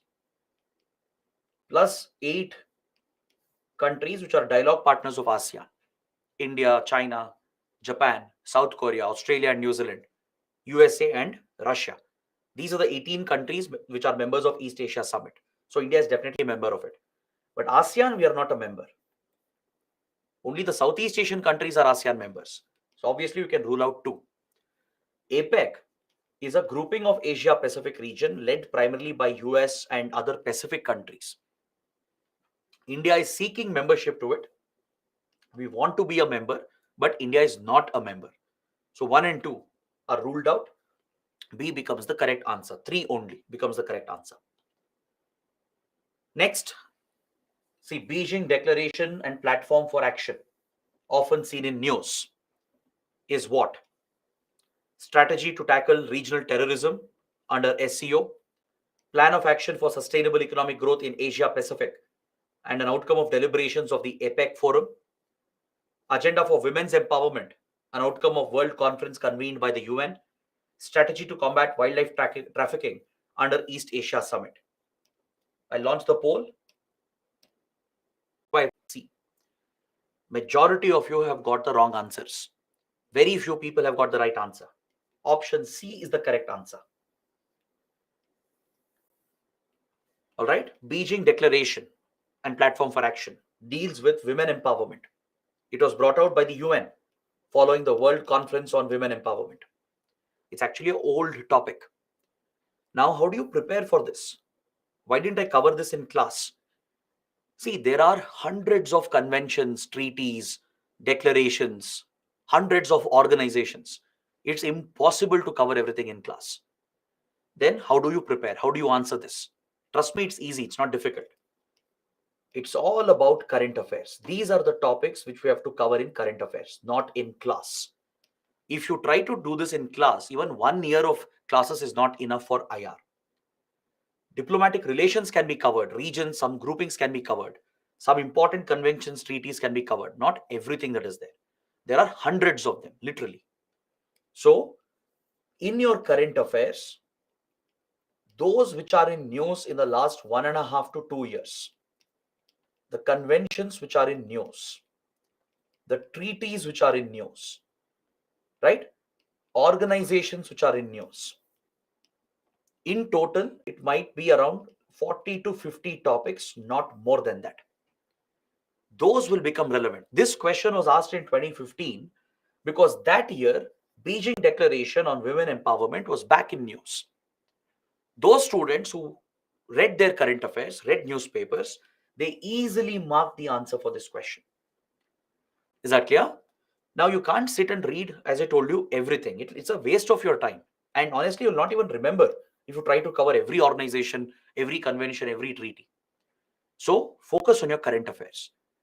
Focus on those topics that are in news in the last 1.5 to 2 years and make a note. Now, Beijing Declaration will not come again. It will not be asked. As I told you, this is an old one. It's actually a very old declaration. It was asked again by UPSC because in 2015 it was in news. It was in newspapers. So those who read newspapers, well, they will know what it is, what it deals with. And again, UPSC is not going in depth. Look at how different the options are. Just linking Beijing Declaration with women empowerment and UN is enough. Just 3 points. Beijing Declaration deals with women empowerment. It's under UN. This simple point is enough for you to answer such questions, right? You can rule out other options. So current affairs is everything here for such prelims questions. There will be such questions, right? Which of course can't be covered in class, but this is through current affairs. That is why I'm urging you, don't miss any webinars. Regularly watch our Hindu analysis. Read the daily CNA, the compilation that we are providing, right? Go through the monthly magazines. That is where you'll pick up these topics. In total, you'll have maybe 40, 50 topics throughout the year. And that is where questions will come from. Look at this one. It's a very different format of question UPSC asked us in 2023. This year was a surprise for everyone, right? No one, even faculties, we didn't expect such statements to be asked. It's a very different format UPSC has picked, mainly to eliminate the elimination method. Because in other questions that you saw, through elimination trick, you can remove the options and still get the right answer. You can take a calculated guess. But with this format, it is impossible. So UPSC has ruled out calculated guessing and elimination method. You should know all the statements to give the right answer. And you should know how they are connected as well. If you see in 2023, it also asked questions on how many statements are correct, how many statements are incorrect. So you should know about all the statements given. You can't eliminate. You can't go by the elimination method. See this question. Israel has established diplomatic ties with some Arab states. That is statement 1. Statement 2 says Arab Peace Initiative mediated by Saudi Arabia was signed by Israel and Arab League. Which of the statements is correct in respect of the above statements? Now you can answer this question by knowing about Abraham Accords, how Israel has set up ties with some Arab countries, right? By knowing about the Arab Peace Initiative. So these again were in current affairs. Now, of course, I've discussed Abraham Accords, but the Arab Peace Initiative was also in news. So based on that, you can easily select the right answer, mention whether it's the correct explanation or not as well, and accordingly provide the right option. So this is something you should prepare for. You can't just rely on elimination method and calculated guessing. Such format questions can also be asked. So I picked this question here so that you're familiar with this format. You know that, okay, such format questions are also asked. Next one, very simple, something we have covered again and again. The term two-state solution, right, is related to the affairs of which country? I'm sure all of you will get it right. Israel. Such simple questions can also come, right? Some questions can be difficult, some are moderately difficult, but some can be very easy and straightforward. So don't miss out on these questions. Basic knowledge is needed. That's it, nothing else. See, another question. Which are the free trade partners of ASEAN? Remember, we spoke about the dialogue partners of ASEAN, right? They are the ones who have FTAs with ASEAN. USA, Japan, India, China, Australia. So you can go ahead and get the right answer based on the basic knowledge which is there. Then look at another one on Chabahar port. What's the importance of developing Chabahar port? Right? 4 statements are given. Let's see if you can answer this. I'll launch a poll here.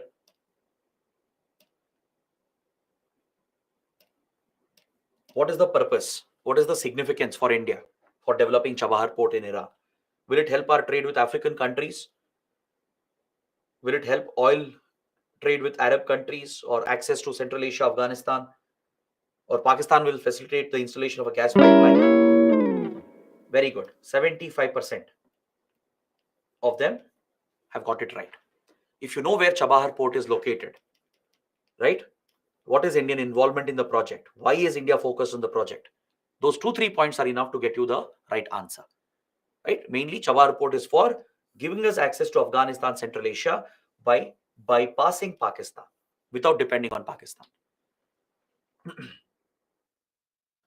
Next, another straightforward question from that year's current affairs, from that period's current affairs. Recently, there were several uprisings referred to as Arab Spring. Originally, it started in which country? The Arab Spring movement. It was a pro-democracy movement. I launched the poll again. Let's see how many of you know about it. It's an old topic. You don't have to worry about it now. But we did mention Arab Spring. I'll mention this in internal security again. In IR also, there was a mention of Arab Spring. It was a series of pro-democracy protests that broke out in 2010-2011.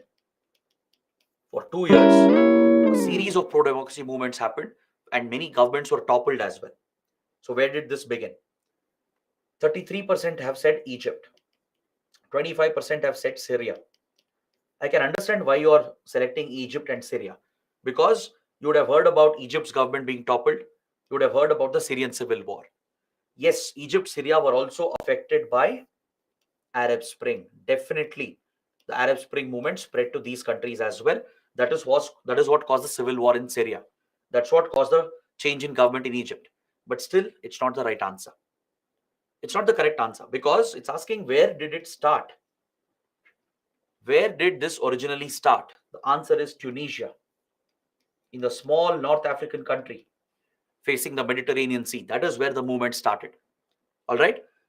In 2010, right, Tunisian citizens, they rose up in rebellion against their dictator.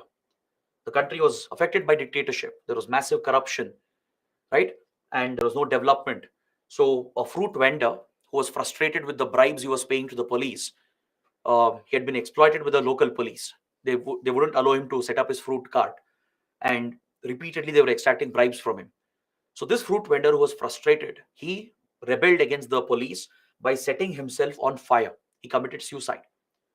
This incident was the spark for Arab Spring. This suicide committed by the fruit vendor because of corruption, as an act of protest against corruption, triggered a movement on Facebook and social media. Facebook played a critical role here. The Tunisian people, they organized on Facebook as it was not under government surveillance. Right? Social media was new back then. It was newly spreading around the world. So through Facebook and other social media platforms, the people of Tunisia organized themselves, right? And it was an organic, genuine movement to fight for democracy, to fight for their rights, and to throw out the dictatorship, which was corrupt. So this is where it started, and the idea went viral. So in Tunisia, the dictatorship was toppled by the people. Then the movement spread to Egypt, then to Syria, and other countries took over the movement. Regional external powers, they turned this into a covert war. They misused the same platforms, Facebook and social media, to instigate rebellions in target countries, to carry out regime change, to topple the governments. So this series of protests and movements that went on, uprisings in North Africa and West Asia, is called Arab Spring. It started in Tunisia. Next, we studied COMCASA, right? It's related to the United States, which India had signed in 2018. Again, straightforward questions. Then look at this question from this year, from Africa. In recent years, Chad, Guinea, Mali, Sudan have caught international attention. For which reason? I was mentioning this when we discussed India, Africa. Right? We had a discussion on India, Africa. I made a mention of this. So let's see if you can answer this. 10 seconds to go.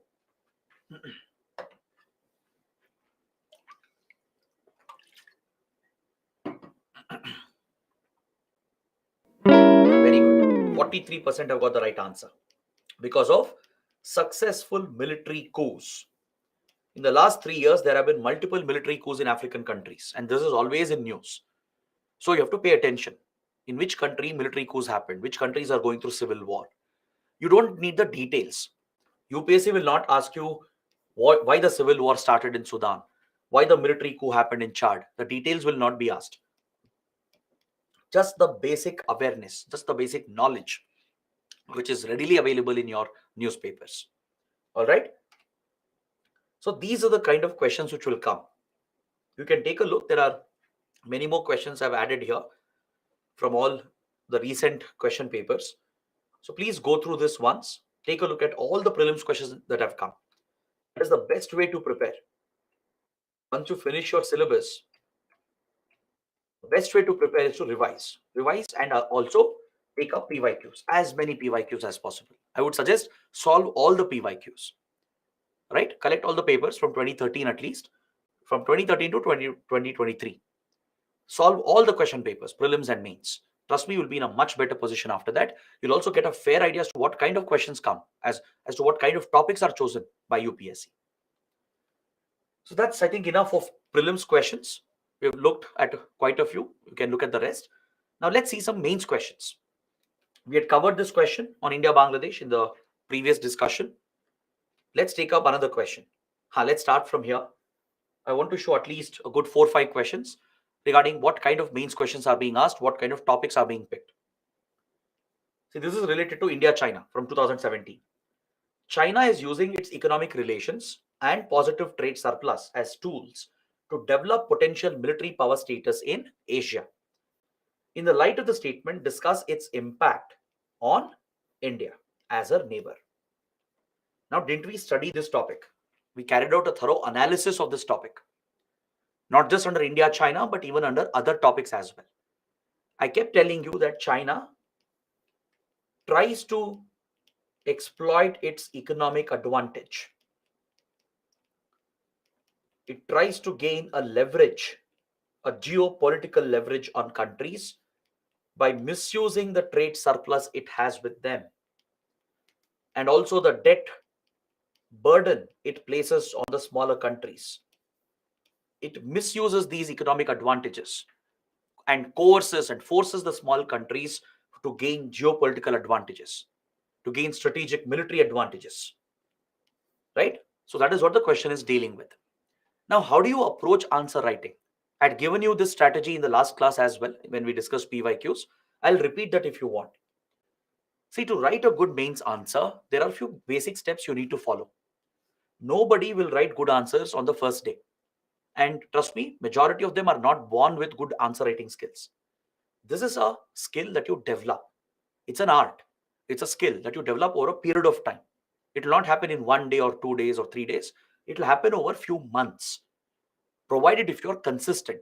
If you consistently practice on a daily basis, in 2 to 3 months, you will see a significant improvement in your answer writing skills. Now, the question is, how do you write a good answer? How do you get better marks? UPSC tells us in the notification, if you go through the notification, UPSC is telling us what to provide in an answer. UPSC's expectations are very clearly outlined. UPSC wants a concise answer. That's why the word limit is given to you. You can't write thousands of words, 350, 400 word answer, or you can't end your answer in just 50 words. If the word limit is mentioned, your answer has to be around that. Maybe 130 to 140 words or 160 to 170 words. Of course, you can't sit and count that in the examination hall, but you will get a rough idea depending on your handwriting, depending on how you space your answer. You will get an idea on how many words will fit in one page, right? So you'll get the UPSC answer sheet on the internet, on online platforms. It is available. Download the answer sheet, take a printout, and start writing. See how many words will fit in your handwriting. It will change from person to person. Let's say in my handwriting, I can fit 40 words in one sheet. So I know that, okay, in 3, 4 sheets, I have to end my answer. That's how you keep a rough calculation, right? In the examination hall, where you have hardly 7 to 8 minutes per answer, you can't sit and count the words. No one will do that. But a rough estimate, if these many words can fit in my handwriting in this sheet, how many sheets can I write for this question? It's as simple as that, right? So for 150 words, maybe 2 sheets or 2.5 sheets is the maximum you can write. So your answers has to be concise, precise, to the point. You can't beat around the bush, write unnecessary things. Just because question is dealing with a particular topic, you can't write everything related to it. Now, in this question, if you write about India-China border tensions or border dispute, even if your points are correct, nobody will give you even a single mark for that. The question is something else. It's dealing with China's strategy of misusing its economic leverage for geopolitical gains and military gains, and how does it impact India? That is the question. So you have to hit the nail on its head. Don't waste a single word. Don't waste a single second. Keep your answers concise, precise, to the point. Your answer has to be well structured. UPSC has made this very clear. UPSC says in the notification that there should be a logical flow of thought. Meaning, based on the question, you have to structure the answer. According to the question, answer has to be structured, right? You can't just add random points here and there. From the start to the end, there has to be a proper flow, a logical flow. And when someone reads that, they should be able to understand as to what this question was dealing with, right? That should be the whole idea. Now, read the question carefully to ensure you can structure the answer and have a logical flow. Read the question, understand the question. Just because you look at China, India, and some trade surplus, military power, don't start writing random points. Any mains aspirant will have a lot of information, lot of knowledge. You can't simply dump it on your answer sheet. Think for a second. Give yourself 30 seconds before you start writing. All right, read the question twice if you want. In every question, there will be sub-questions. There will be at least 2 to 3 sub-questions in every question. So break down the question first. If you look at this, the first question is the statement itself. China is using its economic relations and positive trade surplus to develop potential military power status in Asia. This is your first question. Even though it's not like a question, there's no question mark there. There's no keyword given. Still, it is part of the question. You can't simply ignore this and write only about the impact on India. You can't do that. You'll still lose marks. You have to do justice to the question. Every sub question, you have to address it. So start the answer with an introduction. Introduce the Chinese strategy of how it uses the trade advantage for strategic gains. In the introduction, you can write 1 or 2 lines saying, yes, China has been using this strategy, which we have noticed that the trade surplus and the economic advantages it has, even the debt burden it pushes other countries into, it is leveraging that to gain strategic military advantages in Asia. That is your stand, your opinion, your analysis of the question. You make that clear in the introduction itself. You are hitting the nail on its head. The moment evaluator reads the first 2 lines, he gets to know, oh, this student has understood the question, he knows the topic, and is giving the right opinion, not just a fact. You're not just reproducing something you have memorized, right? So don't mug up points and just dump them here. Evaluators will get to know. The moment you provide such assessments, they'll get to know, okay, this is a person who is writing his own answers. He knows the question, he's understood it, he's giving the right opinion as well. Now, justify this. That's why the body, whatever opinion you expressed in your introduction, justify it. Give solid evidence to prove that. Point out China's ties with Sri Lanka, China's ties with Myanmar, right? China's ties with some African countries, even with India, or even with US and European countries. How it is using the trade surplus and the debt crisis it has created, and how it is gaining military, geopolitical, and strategic advantages. Right? Mention its control over Hambantota port, right? Chinese investments in Myanmar, or how China can leverage its economic strength against India to punish India geopolitically. You can mention how dependent Indian economy is on Chinese imports, right? So by mentioning that, you can say when tensions are high, China can cut off the supplies which can harm our economy, leading to a uh, strategic defeat for India, right? So provide that examples in the body, back up your opinion, give those evidences, then conclude with the impact. What is the impact? What can India do about it? Provide a way forward as well. Discuss the impact. The impact is, now that India has a big trade deficit, and we have a lot of import dependency, our fear is China can misuse this, especially because we have a border dispute, standing border dispute going on. So it can use the economic advantage to punish India with regard to the border dispute. By cutting off key supplies to India, it can punish India for the border issues that are going on. So that is the major impact. Now suggest a way forward as well, if possible. Like we should become more self-sufficient. It's not just about India, even we should help others as well. Help other countries, focus countries, to reduce their dependency on China. Like help Sri Lanka, help Nepal, Bangladesh, so that the core countries for India, they are not too dependent on China. As China can misuse this, it will be a threat for us across Asia. So provide one small paragraph as a conclusion, as a way forward. That will complete your answer. Right? So this might seem a little complicated right now, initially, but trust me, with practice, it will become easier. So what you do is, every day you'll be reading something, right? You'll attend a class, then you'll read newspapers, you'll take up another subject, read it on your own. So whatever you studied in a day, when you're ending your day, when you're going to bed, just before you go to bed, give 15 to 18 minutes, sit and take up 2 questions from what you have studied in that day. One question maybe from current affairs, from the newspaper and the current affairs you have read. One question from the static part, from the class or the subject, the GS or optional subject you have studied. 2 questions from what you have studied, not from something else, not a random question. Based on what you have studied throughout the day. You might have studied for 6 hours or 8 hours. From what you have studied, pick 2 questions. Make your own question. It's very easy. Make your own question, right? Initially, question may not be good. Doesn't matter. Make a question on your own, or take up the practice questions we are giving and start writing an answer to it. Do this every day. And again, you can't look and write.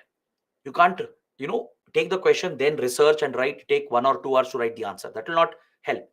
You might write beautiful answers by researching, by looking at material. That will not help you. In examination, that's not how it works, right? You read everything, you go to the exam hall, sit and write on your own. That's exactly how you have to practice. You have to simulate the exam condition. Based on what you have studied in 6 to 8 hours, you have taken 2 questions, you are expected to write an answer to it. right? So don't refer anything.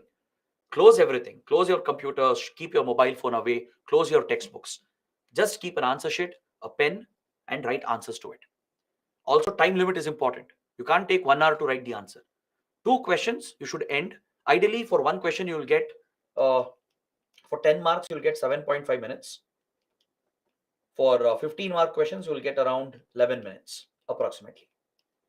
If you divide like this, that is when you can answer all the 20 questions in the paper. Or else you're going to leave some questions, you'll lose marks. If you have to attempt all questions, you have to allocate time. 7.5 minutes for your 10 markers, 11 minutes up to 11 minutes for your 15 markers. So accordingly, give the same time, maybe 16 to 18 minutes. 2 questions, you should be done with it. Chalo, let's say 20 minutes. Even that is fine. 20 minutes for 2 questions, 10 minutes per question. If you do this regularly, right, just 15-20 minutes of effort every day, do this consistently, at least 5 days a week, Monday to Friday. Then see where you stand 3 months later. It will make a very big difference. All right. Sometimes get the answers evaluated. Maybe once a week, show it to your peers. Maybe if you have a mentor, right, or reach out to our mentors, right, reach out to them, get your answers evaluated once in a while, not daily. You don't have to get it daily. You don't have to get a daily evaluation. At least weekly, couple of answers, get them evaluated, so you get some feedback. You'll get to know where you're going wrong, where you can make improvements, where you've done a good job. So that feedback will help you further improve your answer writing. And review for yourself as well. Once you write the answer, sit for some time, see how you have written, think what else you could have done, right? So this self preparation is needed. The exam requires self preparation. This can't be spoon fed. Nobody can spoon feed or teach this to you. This is something that comes, it builds through effort, consistent effort and practice. We are there to help you out, but you have to put in that effort, that extra effort, because this is how the exam is. It's not just a factual exam. It's testing all your skills, your conceptual skills, your ability to structure answers in a precise manner with a logical flow. That is being tested here.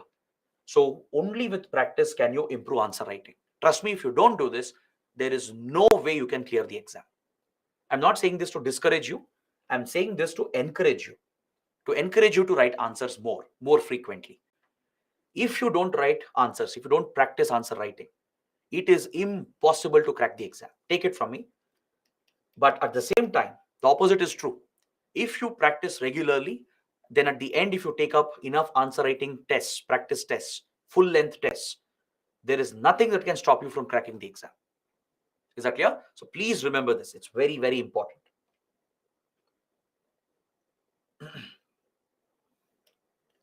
Let's see one more question. 2020 mains. Question on Indo-Pacific. Quad is transforming into a trade bloc from a military alliance in present times. Discuss. Now, this is something I covered as well. Remember, I explained how Quad was being given a military angle by US, Japan, and Australia. They're trying to set it up like a military alliance to make this a proper counter to China. But India rejected this approach. Right? Because we don't join any military alliances. We don't join any clubs, military clubs, to counter one country, target one country. We have never done that. This is our principle of strategic autonomy. So you need to mention all of this. Start out by mentioning what is Quad. You can give a small introduction. Quad is such a grouping focused on this. Its focus is to enforce rules-based order. Don't even mention its focus on countering China. That is an assessment by experts and the media. Government never says Quad is for countering China. No country says that openly. They are saying our objective is to enforce rules-based order, enforce international rules in Indo-Pacific, keep Indo-Pacific free and open, protect freedom of navigation, right? That is the purpose of Quad. So mention that in the introduction. These are the countries, this is the objective. So yes, it was being seen as a counter to China, and some of the members were trying to give it a military approach. But India firmly rejected this approach, as we believe in the principle of strategic autonomy. We have never joined military alliances or military clubs targeting any country. And also, India is a neighbor of China, unlike US, Japan, and Australia. We share direct land borders. to a disputed border. If a military alliance threatens China, China will not retaliate against Australia or US, which are far away. It will retaliate against India. It will step up border tensions with India, not with US or Australia. So we will end up paying the price. So we don't want to trigger China unnecessarily as well. We don't want to provoke. We're not in the business of provoking. We are not an aggressive power. So keeping these factors in mind, India pushed Quad to diversify. And today, Quad has become a diversified grouping. It almost appears like a trade bloc. It's dealing with trade and economic relations. It's dealing with vaccine development, critical emerging technologies, right? So mention all the changes that has happened with Quad, how it has become a more diversified group, almost like a trade group, instead of just being a military alliance. That is what you should explain. You can even point out that Malabar naval exercise, then the 2+2 dialogues, they're not part of the Quad directly, right? At least 2+2 dialogue is fine. That's a diplomatic engagement. But Malabar exercise, which is a military exercise, has been kept separate. Even though it's the same Quad countries who are participating, India has ensured that Malabar exercise is separate from Quad. Malabar exercise is not directly connected to the Quad grouping. You can mention that point as well to show that Quad is not a military alliance. Next, one more question, again on Indo-Pacific and the relations we have with the big powers, US and Russia. It's asking what's the significance of the defense deals, Indo-US defense deals over Indo-Russian defense deals. Discuss with reference to stability in the Indo-Pacific. The question might seem to be complicated initially, but trust me, it's not. You have to understand the nature of defense deals between India, Russia, India and US. Russia has been a age-old military partner for India. From 1960s, it has been supplying weapons to India. That is Soviet Union, then Russia. Even though Russian weapons have been helpful in modernizing our armed forces, right? Today, our armed forces are largely relying on the Russian era weapons that we have, the Soviet era and Russian era weapons. Definitely, Russian defense platforms are the backbone of our armed forces. You can mention some of them, like Sukhoi, then the MiGs, right? Then the T-90 battle tanks, the BrahMos missile, etc., etc. Then compare that with the Indo-US defense deals, how it is slightly different. Mention that we have had issues with Russian weapons. Sometimes the technology has been outdated, right? Or it's too expensive. As Russia had a monopoly, it used to quote higher prices, extract more money from India. We saw this happening with INS Vikramaditya. When we procured this old aircraft carrier and rebuilt this aircraft carrier and then got it from Russia, Russia deliberately increased the prices. It doubled the price actually. We were forced to pay that because Russia knew no one else will give us an aircraft carrier, and we didn't have any indigenous aircraft carrier. Russia exploited this advantage and monopoly deliberately by delaying the deal and jacking up prices. We finally ended up paying double the price where we started. So this was a concern for India, right? Russia's monopoly on our defense sector. The other concern was outdated technology and the costly servicing, repairs, frequent crashes and accidents. Mention the MiG accidents. MiG became known as the flying coffin, right? Repeatedly, it would crash, killing Indian pilots. Many Russian platforms have failed in actual, in actual real world conflict. So that has been a concern for India. So that is why we are making a shift, keeping China's rise in mind in the Indo-Pacific. As China is posing a formidable threat with modern weapons to India, we can't simply rely on Russian outdated weapons which may not even work properly, and that too which are expensive and which might be difficult to maintain. So along with the current Russian weapons we have tried procuring more advanced weaponry from US, which is more crucial to counter China in the Indo-Pacific. Mention the platforms we have got from US, the P-8I Poseidon, right? The C-17 Globemaster, C-130J Super Hercules, the Harpoon missiles, M777 howitzers, the Sea Guardian drones that we are procuring, the helicopters, Apache, Chinook, then the Seahawk helicopters. You have to mention all of them. Mention that these have tremendous capabilities, especially in the maritime domain. Because in Indo-Pacific, China's biggest threat to India is in the maritime domain, where Chinese naval ships, submarines, and spy vessels are docking near Indian ports and threatening India in Bay of Bengal, in Indian Ocean. So mention that. Mention that these American platforms help us in maritime security, maritime reconnaissance, anti-submarine warfare. It also helps us to, counter China in the land border areas across the Himalayas. So that is the difference you bring out. But you should also mention Russia is also supplying key weapons like S-400, which is crucial for air defense against China. So basically, you're drawing a comparison. Don't just criticize Russia. It should be a constructive criticism, a balanced criticism, right? Mention all the help from Russia, the dependency that we have, but also highlight the drawbacks. Why we are relying more on the US, right? But at the same time, Russia remains a key partner. You can't ignore Russia. Russia is still a critical defense partner. It is supplying major weapons like S-400, the advanced assault rifles, and other technologies, right? Our military ties continue, but both have their own unique role to play as far as our interests in Indo-Pacific are concerned, right? You can definitely mention US platforms are more useful for India to counter China, but of late, yes, there are Russian platforms as well, which is helping India counter China in the Indo-Pacific. So that is how you build and present this answer. Let's see one more question. India, Japan. An entire question on Japan had been asked. The time has come for India, Japan to build a strong contemporary relationship, one involving global and strategic partnership that will have a great significance for Asia and the world as a whole. Comment. Right? We studied India-Japan relations in detail. You just have to present those points in a structured manner. Don't just focus on China and the strategic defense relations. Focus on all the aspects. The economic relations, the free trade agreement we have, the Chinese loans, the Japanese loans, concessional loans Japan has given to India, right? The investments Japan has made, the cultural ties, the strategic ties, mention all of them, right? So break down your answer maybe into different categories. Give an introduction saying India, Japan have very close strategic ties, but we can do more. Then in the body, break it down. Mention that we have close defense strategic ties. So these are the, key initiatives we have. Then under economic ties, mention some key points.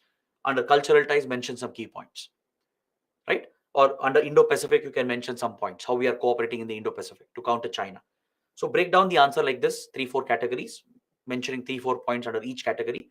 Finally, conclude the answer with a positive conclusion. You can mention how we have a great future for India-Japan relations, right? And end this on a positive note. See, there is a question on Central Asia as well. Number of outside powers have entrenched themselves in Central Asia, which is a zone of interest to India. Discuss the implications in the context of India joining Ashgabat Agreement. It was asked because in 2018, India joined Ashgabat Agreement, which we have studied. So what is the question saying? There are many outside powers entrenched in Central Asia. Remember, I told you how there is competition, a great game, a geopolitical game in Central Asia between US, Russia, European powers, India, Pakistan, even Iran and Turkey and others. As Central Asia is blessed with resources, right? Many big powers, regional global powers are competing here for influence. So they're all entrenched in Central Asia, trying to protect their interests and access Central Asian resources. Explain that, point out why it is of interest to India. Also mention the disadvantage, the lack of connectivity. We don't have direct connectivity. Now, go on to explain Ashgabat Agreement. How will Ashgabat Agreement help India access Central Asian resources? How will it help to compete with these other powers? How will it help us to overcome the lack of connectivity? Right? That's what you present. You can even bring Chabahar port into this equation. Talk about Chabahar port project and our projects in Afghanistan, which can create alternate route to link with Central Asia. So that is how you build the answer. At the end, of course, you can highlight the risks as well. Even though these projects are being pursued, these connectivity projects, there are risk factors like our ties with Iran has been affected. Afghanistan has been taken over by Taliban, right? Of course, this question came in 2018 when none of this existed. Our ties with Iran was still good. Taliban hadn't taken over. But now, in the current context, we can, of course, mention those points as well in the end, in the way forward. See, there was a question on India, Africa as well. If the last few decades were of Asia's growth story, next few are expected to be of Africa's. Didn't I tell you? The destiny, the future of India, Africa is tied together. As India becomes one of the fast-growing global powers, you will see the rise of African countries as well going forward. Maybe in 30, 40 years, definitely Africa will become very critical. It will witness large-scale growth because it will have a very young population. Right now, India is enjoying the demographic dividend. right? Same with all Asian countries. The question is not specific to India, it's specific to Asia. You have to mention all Asian countries have seen tremendous growth from 1990s till now in these 3 decades. But now we are witnessing a slowdown, like China, Japan, Southeast Asia, they're all slowing down. India is continuing to grow, but this will come to an end very soon. We hardly have another 10-15 years of rapid growth. After that, we'll plateau out. We'll hit a saturation point, and by 2050, we'll start seeing a decline in our growth as well, right? And our population will be very old as well. We'll start looking at an aging population in 5 to 10 years. So demographic dividend of India is good for some years, and we are utilizing that for our growth. But Africa, with all its resources, will have a positive demographic dividend in the coming decades. So it will witness massive growth. So there is great collaboration opportunity here. If India can collaborate with Africa, we can address the risks and the shortcomings, right, by getting support from Africa. Where India falls short in few decades, we can rely on Africa. Let's say we don't have resources, we can rely on Africa. Let's say we want more manpower. If we have an old aging population, we can rely on African youth to drive our mutual growth. So based on that, discuss our ties with Africa, the broad relations, right? The big investments we have made, the projects we have going on, right? What is our approach towards different parts of Africa? Just mention the regional groupings, saying that we are close to these regional organizations. You can say that Mauritius is a gateway. Through Mauritius, we are pushing our African diplomacy, right? We are bringing the global south together. African Union was brought into G20 by India. India Africa Forum Summit has brought us closer. We have given concessional loans. The Pan African E Network project. Mention all of this, and that essentially completes your answer. All right.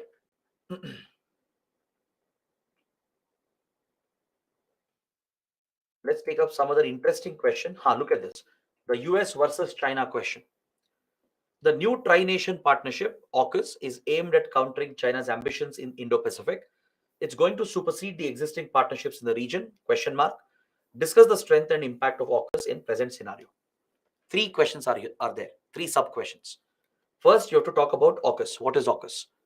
Right? I told you it's a grouping of Australia, UK, US, where UK, US are transferring nuclear submarine technology to Australia. Nuclear submarine technology is being transferred.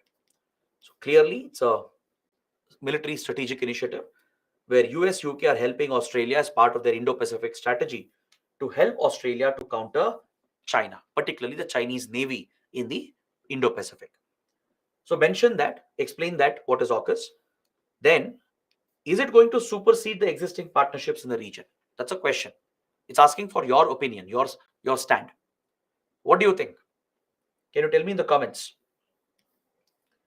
Can you tell me in the comments, will AUKUS supersede the existing partnerships in the region? Yes or no? Very good. Obviously, no. No one grouping can replace all the other existing groupings. Correct? It's common sense. So AUKUS will not be superseding all the existing partnerships. Rather, it's an addition. It will supplement the existing partnerships in the region. It will bring these countries together, where Australia will become a more formidable navy with ability to counter the Chinese Navy. So what is the impact? What's the strength? What's the impact? The strength is that it will help Australia and Western countries. It will help India as well in an indirect way, because Australia is a key partner of the Quad. So as a country with nuclear powered submarines, it can better tackle the Chinese threat, thus protecting stability in Indo-Pacific. That is the strength of AUKUS. It will help India as well indirectly. But the impact is there. There is an impact. This could lead to excessive militarization.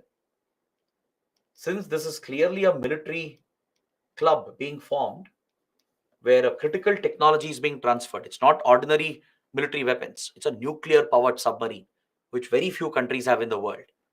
So transferring this to Australia will mark an escalation. China will treat this as an escalation, as a military counter to contain China.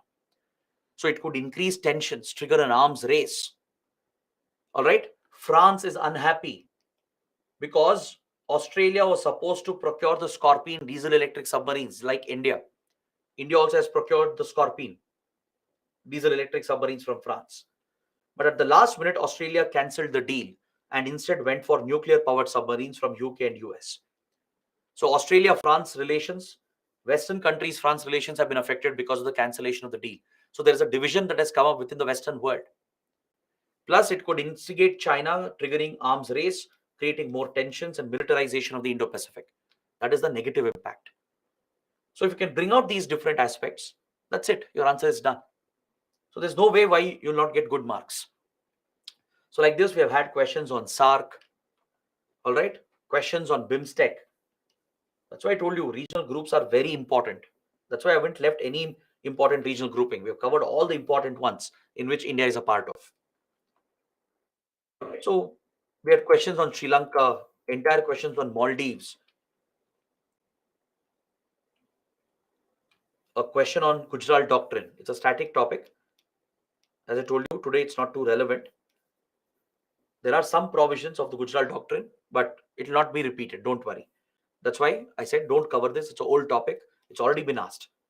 So just know what it is. Under I.K. Gujral, who was a prime minister and foreign minister as well, this doctrine was brought out, which is based on 5 principles. It adopted a new approach for India's ties with neighborhood countries.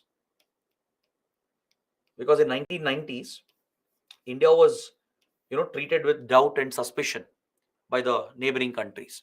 We had a problematic relationship with all the neighbors. We have studied that. In 90s, our ties with Nepal, Pakistan, Bangladesh, Sri Lanka, Maldives, all of them was affected in some way or the other.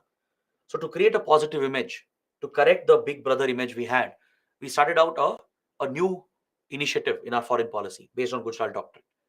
Some principles were good. They remain relevant even today, like helping our neighbors without expecting anything in return, settling disputes through talks and negotiations, right? Respecting others' integrity, sovereignty. They're all relevant provisions. But some provisions like, not allowing our soil to be used against other countries, then, not interfering in the internal matters of other countries. These are not too relevant because by following them, our intelligence abilities were affected. RAW's covert operations were shut down under Gujarat Doctrine, which affected our intelligence gathering abilities because we had promised to not interfere and to not use our soil to target other countries. Now, in geopolitics, you can't do that. Intelligence operations are critical. So, experts say that this was a drawback. This was the negative impact of Gujarat Doctrine, where our intelligence abilities were affected because of this reduced operations, covert operations of RAW. So, that was the relevance. All right, some were relevant, some were not. But again, don't worry, it will not come again. Just know what it is, what it dealt with. That's more than enough. See, a question on string of pearls. Very simple, actually. What do you understand by string of pearls? How does it impact India? Briefly outline steps taken by India to counter this. This is what we studied under India-China in detail. Next, a question on terrorism and India-Pakistan, which we studied again in detail. Right? Terrorist activities and mutual distrust have clouded India-Pak relations. To what extent the use of soft power like sports cultural exchanges could help generate goodwill between two countries? Discuss with suitable examples. Whenever tensions have gone up, in the past, India-Pakistan have used soft power diplomacy to make some, outreach to each other, to bring some normalcy back into the relationship. Like you might remember the test match series back in 90s between India and Pakistan, where the Pakistani leader Parvez Musharraf was invited by Prime Minister Vajpayee, and it was cricket diplomacy, right? In the name of cricket, when the whole attention of the media, the country was on the cricket match, the leaders got together and they had a fruitful discussion. Vajpayee and Musharraf had a good discussion on various issues, which otherwise could not have happened because of the tensions in the relationship. This was used before as well, even by Rajiv Gandhi. Cricket diplomacy has been there since then, in 1980s as well. Then recently during 2011 World Cup, the India-Pakistan semi-final at Mohali, right? Prime Minister Manmohan Singh grabbed the opportunity because after Mumbai attacks, after 2008, the Manmohan Singh government never got an opportunity to engage with Pakistan. There was tremendous public media pressure, opposition pressure. So the option was never there to talk to Pakistan. The first opening happened in 2011 when the India-Pakistan semi-finals happened. It came as a blessing for India, right? There were issues we wanted to discuss. So India latched onto the opportunity and Manmohan Singh invited Gilani, the then Prime Minister of Pakistan, to watch the match with him. That is just an excuse. That is just a platform, right? Because everyone's attention is on the match. No one cares about the politics then. When the India-Pakistan match is going on, right? The whole media public attention is entirely on the cricket match itself. So that gives a perfect opportunity for leaders to meet, discuss, and bring some normalcy into the relationship. So definitely soft power can play a role. These are the examples you need to quote. Cricket diplomacy under Rajiv Gandhi, Vajpayee, Manmohan Singh. All right. Cultural exchanges. The various artists of India, Pakistan. Right. You can mention popular Bollywood actors who have worked in India. Mention popular singers as well. Rahat Fateh Ali Khan, Nusrat Fateh Ali Khan. Right. All legends. Amazing in their art. Who have contributed to art and culture between both the countries. Right. Pakistani music is and actors are as popular in India as they are in Pakistan, and same with Indian music and movies as well, widely popular in Pakistan. So of late there is a very negative sentiment that extremists have built around it. Unfortunately, political parties also have exploited this, targeting Pakistani actors and Pakistani musicians, right? But cultural ties will always play a great role in rebuilding your ties. We have used this in the past successfully under various governments to leverage soft power to try and bring normalcy in the relationship. As much as you hate Pakistan, you can't ignore the country. A country with nuclear weapons, a country with whom you have a dispute, a country which is sponsoring terrorism. You can't simply cut off all your ties and sit idly away from the country, from Pakistan. You need some engagement. You need to have ties, contact with them to prevent even worse situations from happening. Right? So point out all these aspects. That's exactly what the question is asking. Have we used it before? Are there examples? How does it help in bringing goodwill? So talk about that and explain how soft power can play a role.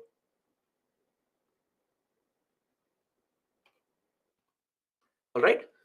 So these were some of the questions I wanted to show you, both prelims and mains questions. I hope now you have a good idea, a fair idea as to what kind of questions to expect in your exams. Now we still have some time. I can look at some questions or we can end the session as well. But I would say let's look at some questions. If you still have doubts, do let me know.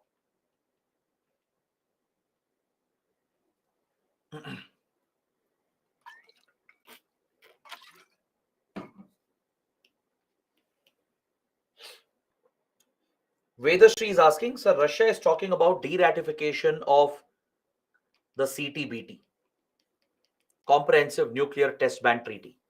What is the impact of this, sir? Please watch my Hindu analysis from yesterday. I have covered this topic just yesterday, right? I've explained the background of CTBT. We have studied what is NPT, Non-Proliferation Treaty. I mentioned what is CTBT, but I've given you more background in the Hindu analysis yesterday. So please watch it.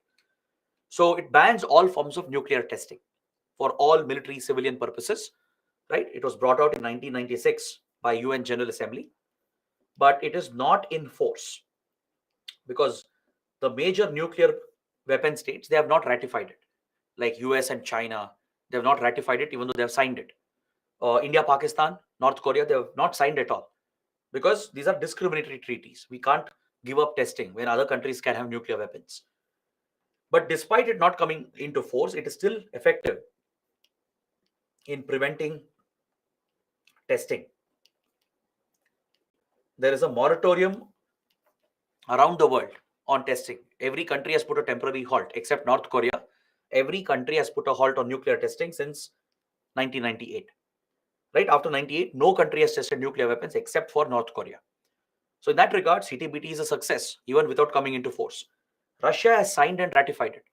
But now it's being said it's looking to revoke the ratification because of its rivalry with Western countries over Ukraine war. Russia is using the nuclear angle to blackmail them, to threaten them. All right. So Russia has pushed a bill. It's considering a bill in its parliament, in the Duma, to revoke its ratification so that Russia is no longer obligated under the treaty, meaning it's opening up itself for possible testing. It doesn't mean Russia is going to test. It may. It is just keeping that option open. Now, this could trigger the Western countries, right? Now, USA, which is also not ratified, might escalate considering its own nuclear testing, which might trigger a nuclear arms race again, as we saw during Cold War. And this could create a vicious cycle.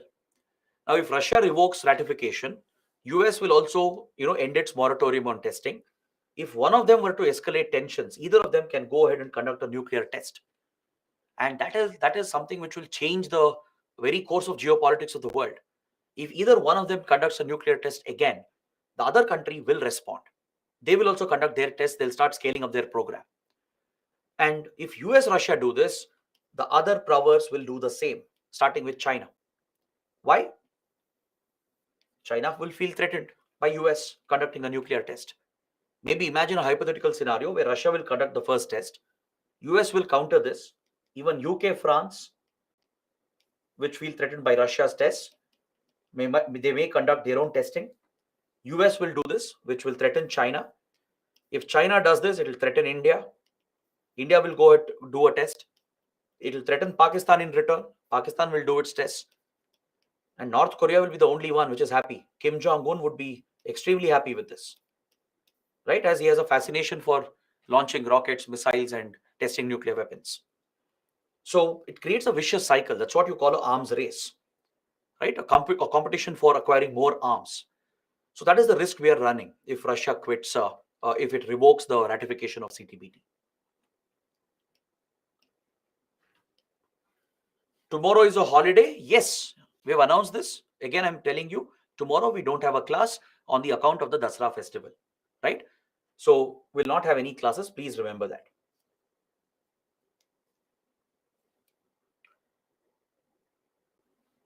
Surya is asking, sir, please take my doubt. Okay, definitely I'll take your doubt. Let me see where your question is. Surya is asking, sir, why doesn't India follow reverse salami slicing technique as China has deliberately refused to abide our sovereignty and recognize McMahon line? See, if India gets aggressive against China, you should be ready for the consequences. Now imagine, let's say there are two brothers, all right, a big brother, a small brother. The big brother is well built, very strong. Small brother is very frail, weak, and a very small kid. If the two were to fight, who will get the bigger hit? Obviously, the smaller one. You have to realize and acknowledge this reality in geopolitics as well. And India knows this. I'm not undermining India. India is definitely a formidable economic power. We are a formidable military power as well. But when it comes to China, relatively, in our comparison, China is a far superior economic military power. If you try to provoke China, trigger China deliberately, China is going to retaliate. Definitely, it will retaliate. It will step up border tensions. It might even capture a part of your territory. It will not even hesitate to go to war if required. Now, the point is, are we ready for the consequences? It might scale up the covert war in Northeast India. It might revive insurgency. China can easily do it if it wants to, right? It can give even more support to Pakistan to create more tensions in Kashmir. So there are multiple points where China can, push India. So can you withstand that? If you go for salami slicing technique, as you're saying, which means we should also, carry out incursions, annex some Chinese territory. If you try doing that, China is going to retaliate. And the question is, are you ready for that? And honestly, India is not. The government knows that very well. That is why whenever there is an escalation, we are seeking a settlement. We are not seeking to escalate. We are countering, we are defending ourselves. We are very proactively defending ourselves, but ensuring that we settle, we talk. Diplomacy is the option for India, not escalation.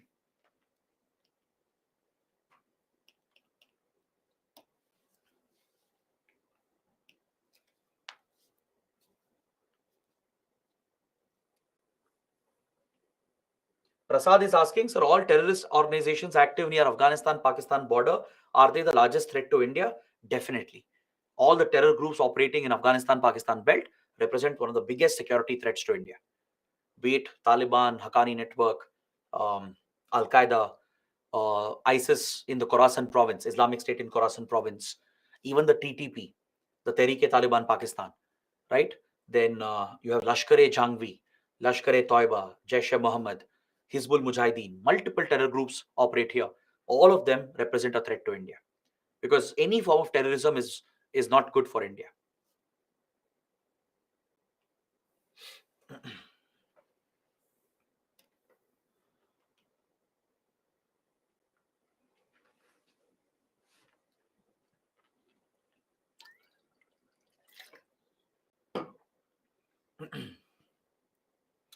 Devasmita is asking, when smaller nations don't have much military power, What's the advantage of having military exercises with them? See, small countries may not have much military power, but by conducting exercises with them, you're assuring them in a way that, okay, we are there to stand with you if required. And you're also sharing your practices, you're building interoperability. If ever in the future you want to operate together, be it a military mission, be it a combat mission, or a disaster management mission, since you have worked before, there is a certain bond, a trust between the forces, uh, and also you understand their weapons, their platforms, you understand their strategies, how they operate, right? That common understanding is important between friendly countries to work together, to operate together if required in the future. Also, it will help deter the rivals. If two friendly countries, doesn't matter a small country or big country, they work together, conduct these exercises, it's an automatic deterrent to the rival countries, right? So that's why military exercises are very important, even with small nations.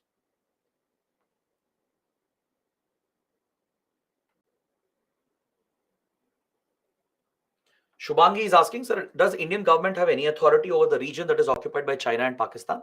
No, on the ground we have no control, no authority at all. Aksai Chin is fully with China, POK is fully with Pakistan. Of course, we claim both the territories as part of India, but on the ground, if you're asking, do we have control on the ground? No, not at all. China has fully occupied Aksai Chin and Pakistan has fully occupied POK. So we have no administrative control as such in these occupied territories.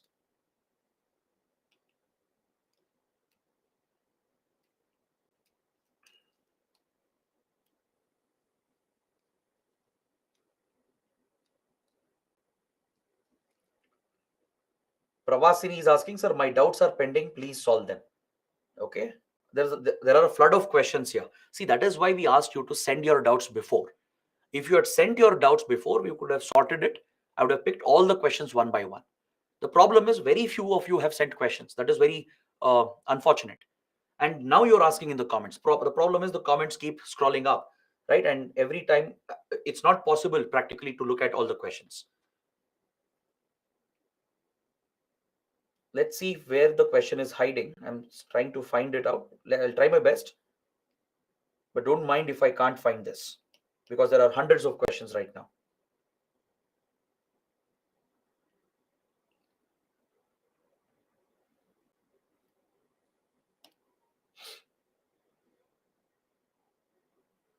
Please ask your question again. So that, see, China's intention was never to occupy Arunachal Pradesh. When it went to war in 62, I told you, right? China had two objectives. One, capture Aksai Chin. It was critical to link Tibet with Xinjiang to build that road. Second, to punish India, to push India back, which was acting aggressively. So China's intention over Arunachal Pradesh is just to pressurize India, not to occupy, capture Arunachal Pradesh. Even today, meddling in Arunachal, calling it South Tibet, is just a pressure tactic. It's part of the five-finger policy of Mao Zedong, which I explained.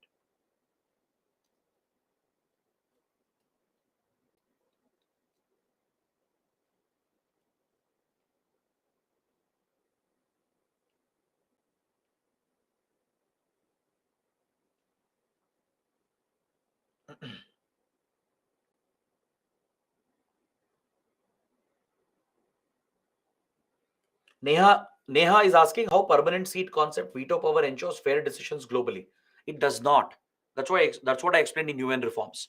Having permanent seat for only 5 countries and giving them veto power will not ensure fair decisions because they're all using veto power, their permanent seat, to protect their own interests. They're not interested about global stability. They're not interested about the true goals and objectives of the UN. Right? All the P5 countries, China, Russia, US, UK, France, they've all used their veto, their permanent seat for their own geopolitical interests. That is why we say UN has become unfair. Right? With Kashmir issue, for example, we didn't get a fair solution. Right? Prime Minister Nehru expected a fair solution. We placed our faith in the UN. It was a new institution. That's why we took Kashmir issue to the UN. But then we were betrayed. We realized that UN is not fair because these countries, UK, US especially, were backing Pakistan, aligning with Pakistan. So this has happened with every conflict, with every country. That's why UN reforms are needed.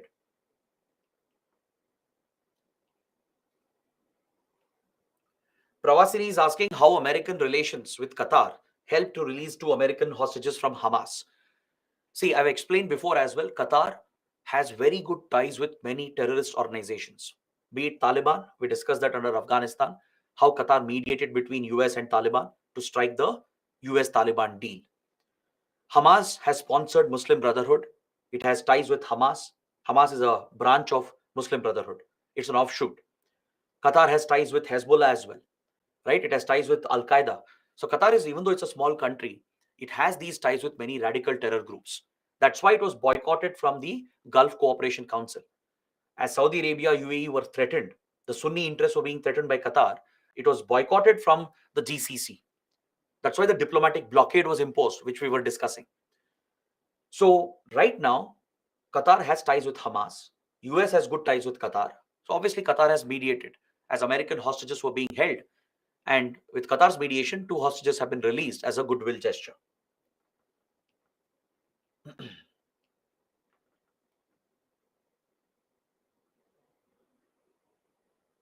Shreyank is asking, sir, I have sent my question.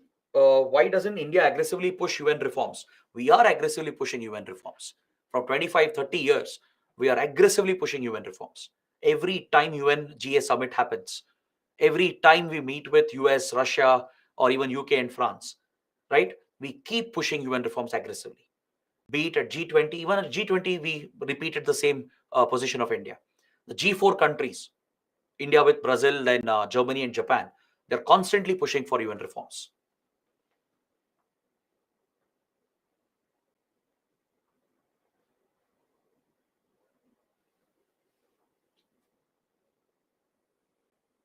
Kostov is asking, sir, a lot of aspects pertaining to countries, their relations are covert and unofficial, which may be controversial as well. Can we write these things in exam?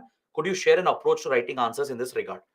See, the covert aspects, the unofficial aspects, or reported alleged statements, you can't write that in the exam. That is only for your broader understanding. In the world of international relations, if you ask me, do countries engage in covert operations? Definitely yes. Any power which is looking to protect its interests, they will not only act officially in the public domain, they will act covertly as well through their intelligence agencies. All right. But that is something you can't talk about in the exam because it will be controversial, it will be unverified.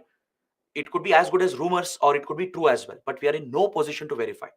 Now, if you ask me, did Raw kill Niger? We don't know. No one can answer this, right, without any clear evidence coming in the public domain.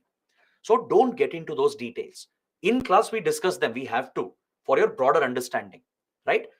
Even if you have to mention, let's say some controversial topic has to be mentioned, which is unofficial or covert, right, which is an allegation. Make sure it is not your opinion. Let's say you want to talk about India's interference in Nepal, how India has meddled with Nepal's politics. Let's say the question is asking for it. Say that Nepal has alleged, Nepal's political parties have alleged India is interfering in their country. Based on that, anti-India sentiments were promoted. Now, it's not your opinion. You're simply telling what Nepal's parties were saying. So it's about how you write the answer. That is the approach you have to take. Try and avoid it as much as possible. Now, don't write India-sponsored LTT. It is not excused. It's not tolerable. You can say Sri Lanka alleged that India was sponsoring LTT. Then it's not your statement, it's Sri Lanka's statement, right? That's how you can present it, or you can avoid it. If it is really needed, present it in this way. Make it a third-party opinion, not your opinion.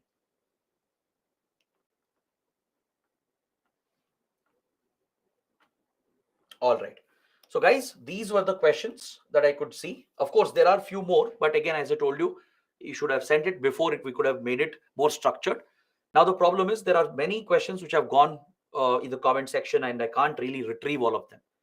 But anyways, I've tried answering as many as possible. We got a good 3 hours plus. If you still have doubts, reach out to us, drop a mail. We'll see, especially I'll try to see if I can reply to them. I hope you guys have liked these sessions, right? Don't worry, we'll meet again. We'll have other subjects, right? We'll have other sessions. So you'll get many more opportunities to discuss this. So do let me know how the class went. You'll get a feedback form. Do fill it up. I hope you really have enjoyed the classes, because once you enjoy the classes, you'll learn, right? You'll remember, and it basically helps you in your exam. That's the whole purpose. So do let me know how the classes went. Happy Dasara to all of you. I'll see you next time. Till then, take care. Have a good day and all the very best.